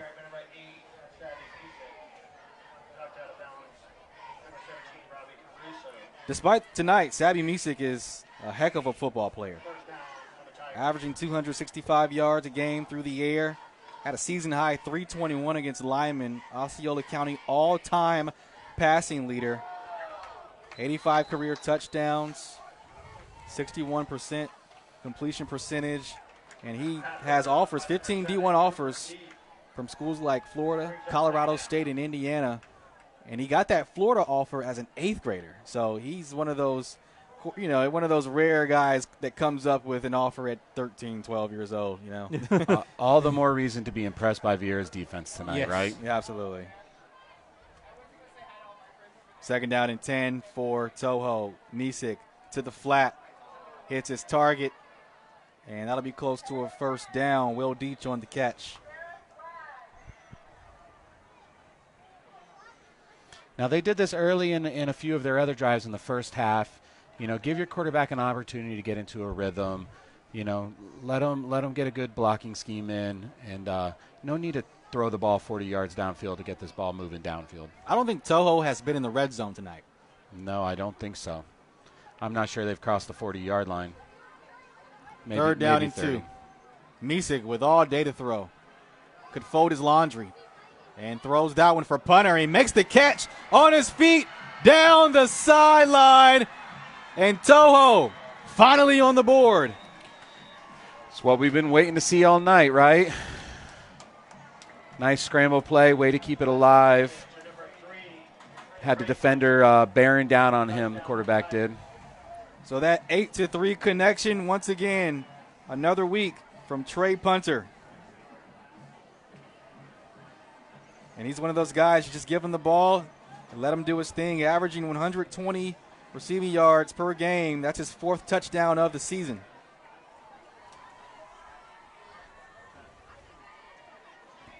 And his longest touchdown of the season.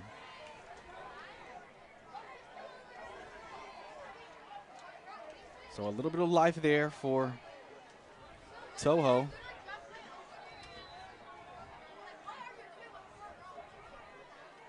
So we're at 0-0 for the 3rd quarter, and after this play, we'll be in the 4th, as it is still a running clock. So Misik in the offense still in the field, going for 2. Misik throws once again to punter, so he gets the touchdown and the 2-point conversion. So that'll make it 42-8. Oh, check that. Penalty on the play. I got too excited. Touchdown is good. Okay, so the conversion does stand. It'll be a personal foul after the play, but it'll be assessed on the kickoff. So it is 42-8 here. Viera still with a commanding lead here. I think Toho now has just got to get that feeling of let's end this game on a positive note so that when we roll into next week, we're not still feeling the pain of this loss. And the big thing there is taking that 0 off the scoreboard. Yeah. That's that big first step. You take that 0 off the scoreboard, you're like, hey, we didn't get shut out. Correct. Yeah, absolutely. Lake Toho now in the 7A District 10 with rivals like Harmony and St. Cloud. So Toho is, this is a program. I saw a story coming into this game how they had about 110 guys in uniforms during camp. So the foundation is there for Toho. Anthony Paradiso, the head coach, he is the guy that's coming in trying to build a foundation, and he's done a great job. Just, some nights are just not your night. I think this program has only been in existence for about 4 years now, if I'm not mistaken. It went through a few tough years throughout the first years of existence, winning 1 and then 3 games, I believe.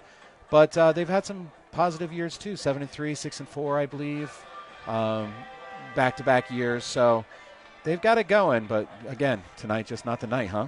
3rd year for Anthony Paradiso. Took over a team that was 2-8. There you go. In 2021, 6 wins last year and the season before, and Paradiso likes the foundation this program is being built under with this coaching staff. All right, so something we haven't seen a lot tonight. Toho kicking it off. Another onside kick here. Or we haven't seen a lot of tonight, I should say. So an onside kick. And I think Viera jumped on it. I think it's close. let's see who got it. And Viera did jump on it. It was close. So the offense for Viera will take over near the 30-yard line. Toho had the opportunity. It was there. Ball was up in the air.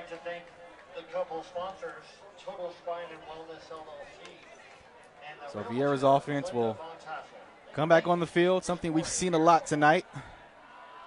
I think at this point in the ball game, you're just getting your young guys in there, right? I don't see any reason not to be like that. Get some of those young guys some snaps. You never know what you'll need in the future. Again, before this drive kicks off, I'd like to remind everyone to join us. Come on down to the Route 7 post-game show. We're live from Route 7. Who knows? You just might see Allen and Jackson were talking about jumping on that go-karts and doing some racing. So look, you don't want to miss that. You might see Allen lose his other hip right on the BSN post-game show. Great television there. Man, I wish I could be there with you guys. Flag does fly on the play as Kamari Ingram wrapped up near the line of scrimmage. So we got a couple of scores around town, or out of town, I guess I should say. Cocoa still up on Venice, 28-21. O'Galley up on University, 26-0. Another big score. Heritage losing to Viera right now, 7-10. Merritt Island was up on St. Cloud at the half, 17-9.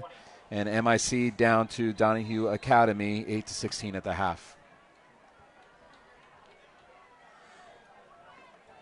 Look, Merritt Island Christian, we've been talking about it. They are a state power in 8-man. And look, to fall to, if they fall to Donahue Catholic Academy, that's not a oh my gosh. Correct. I mean, Donahue Catholic is, I thought I saw the number 2 or 3 team in the state of Florida. If you go through the FHSA, it is the number 3 team in the state of Florida. MIC being the number 2, so that's a top 5 competition right there. MCC up on Foundation Academy, 37-0. So you got MCC and Viera both up big and going to clash next week. That should be interesting. Big time matchup there. Last year, Viera pounded MCC. Is that going to be a game of the week? Maybe it might be. Yeah, I feel that would have to be. All right, so a misfire on that previous play. That'll make it first down and long for Viera. The backup quarterback, Robbie Blaylock, is still in the football game. And I imagine he may not come out. Smart move here by Coach Gullah, for sure. Known as a pocket passer. Quick throw to Milbury. Has the bubble screen. Milbury on his feet, breaking tackles, but then wrapped up with a gang of white jerseys. Tackle made by number 15, Tremaine Jones-Felix. As a receiver or a ball carrier, sometimes you just got to know when it's time to go down. That fighting like that is great until you get held up by one and demolished by another defender, That's the last thing we want to see. Shannon Sharp put it this way. He said his tight ends coach in Denver told him, look, sometimes know when the journey. Yeah. The journey's done. Yep. Just live to play another play. Or in other words, a business decision. Yes. Pistol formation for the Hawks. Heavy pressure. Blaylock dumps it off to Kamari Ingram. Has a blocker in front. And a lot of green in front. And gets shoestring tackled inside the 10-yard line as the Hawks on their way for 6 more. He was on the move. Shot out of there like a cannon. I said it earlier tonight. Kamari Ingram, 6'2", 185. I mean, that is a frame. If you're a college scout or a recruiter, that may be something you can work with. Great setup on that play right there, too. Beautiful screen.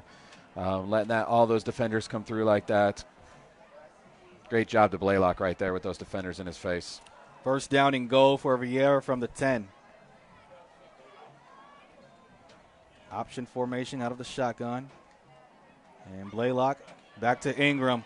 Off the left side. Flag does fly. And he'll be short of the goal line. We'll check the penalty. I think we're going to have a hold on the edge, yeah. So that'll bring it back 10. Also like to let everyone know you need something to do tomorrow. Check out the Brevard Sports Network. I will be live all day from Satellite Beach. Let's go. As the Satellite Beach Youth Scorpions will be playing all day. The 6U is an in-county matchup between the 6U Suntree Viera Hawks and the 6U Satellite Beach Scorpions. The rest of the day will be the Scorpions taking on the Port Orange Firehawks. I'll tell you what, that Satellite Beach program is one heck of a program. Yes, Chris Braddock over there, he knows what he's doing, and he's got that program as a whole humming. First down and goal near the 20-yard line for Viera. Blaylock drops back, checks it down to his receiver, his running back actually, but too much spice on that throw. Brings up second down. think there was a sigh of relief there by. Yeah. Got to take some of it off there, man, out the backfield. Not only that, he felt the defender barreling down right into his back, and I think he was bracing to take that hit square in the middle of the back. I'm sitting all the way up here, and I braced for that hit. That's when you go back to your huddle. Listen, if you have to, put it on the ground. Yeah, right. How about the job this offensive line has done? Offensive line coach Chris Murphy, a 2019 Viera grad, has to be proud, and should be a positive film session tomorrow night. Only one senior on this offensive line, center Goldinger, and his younger brother, I think, is coming up right behind him. Yes. So I have a feeling that will be a plug and play when Goldinger graduates this year. But otherwise, sophomores, juniors, and even a freshman, I do believe, on that offensive line. And a lot of these starters played a ton last year because of injury. So they've got experience from a season ago, bringing it into this season. Finn and Gavin, all I do is hit gold dingers. Gold dingers. There you go. I love that story. I've heard Alan say it about 10 times, and I chuckle every single time. That Suntree Viera baseball team we had a chance to follow, that was such a fun journey for us. I bet. Third down and goal, and Blaylock dumps it off to his running back, Ingram.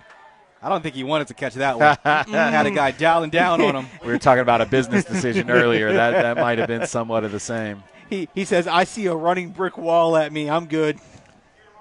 Tremaine Jones-Felix, the sophomore, he was going to put that hit on his highlight tape. Are we going to see a boss field goal here, or are they just exchanging to the starting offense? Looks like they're just exchanging to the starting offense. Yeah. I was hoping to see a field goal attempt. It looks like they're trying to set up for a field goal, but there's no kicker out there. There's the kicker. The kicker's late to his own party.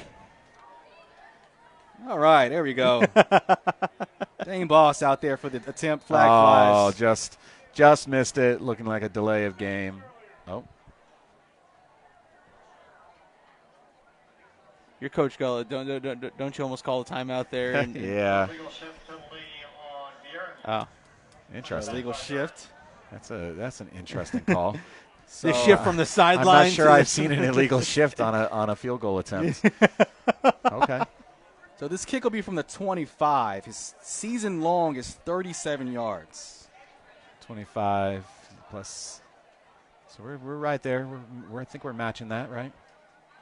Good snap, good hold, and it Looks is good. How about that? So Dane Boss from 35, 2 yards short of the season high. We got 3 minutes left in the game. Once again, it is a running clock. It's 45-8, and Viera has just done all that they wanted to do here on homecoming night against a high-powered air raid Toho Tigers offense. They couldn't have asked for anything better tonight. Again, after that second half of Titusville, there was definitely an opportunity for a team to just kind of get in its own feelings.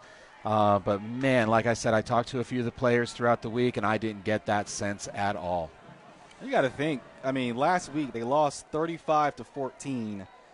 They come into this game averaging 10 points a game. They put up 48 tonight. Not bad for a turnaround in a couple days. And again, like I said, the big matchup next week against MCC.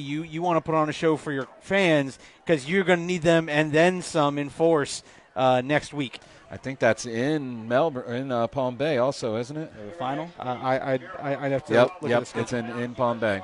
Right. So, at MCC. So you want your student section and your fans traveling down. Correct. Take that trip, and I'm going to encourage anyone who's thinking about taking that trip, take it. That trip down Babcock Street, that's going to be a great atmosphere to be in. I trust you. So the kick is away. Trey Punter fields it from the 5. Oh. Has a man to miss. Still on his feet down the sideline, and he'll go out of bounds near their own 33-yard line. Clock continues to roll. 1:34 left in the ball game. Shouldn't see too much action after this. So what's your take? We only got a minute and a half. I don't think the clock's going to stop. So what's your take on this game? I think this is a great performance by Viera. I mean, to bounce back like this after a disappointing effort, especially in the second half, giving up 330 rushing yards defensively, if your head coach Todd Gullah, you couldn't be more proud of how this team responded. I think, going into the MCC game and then looking at Spruce Creek, Osceola, which is a district game coming up, they needed this win, and they did it way better than I think anybody believed that was going to happen. And a nice run here. Gets across midfield and inside the 45-yard line is Jalen Smith, sophomore running back. Timeout is called by Toho. Boy, oh boy. So they're trying to put some points on the board. Playing for pride, as they say at this point. Yep, absolutely.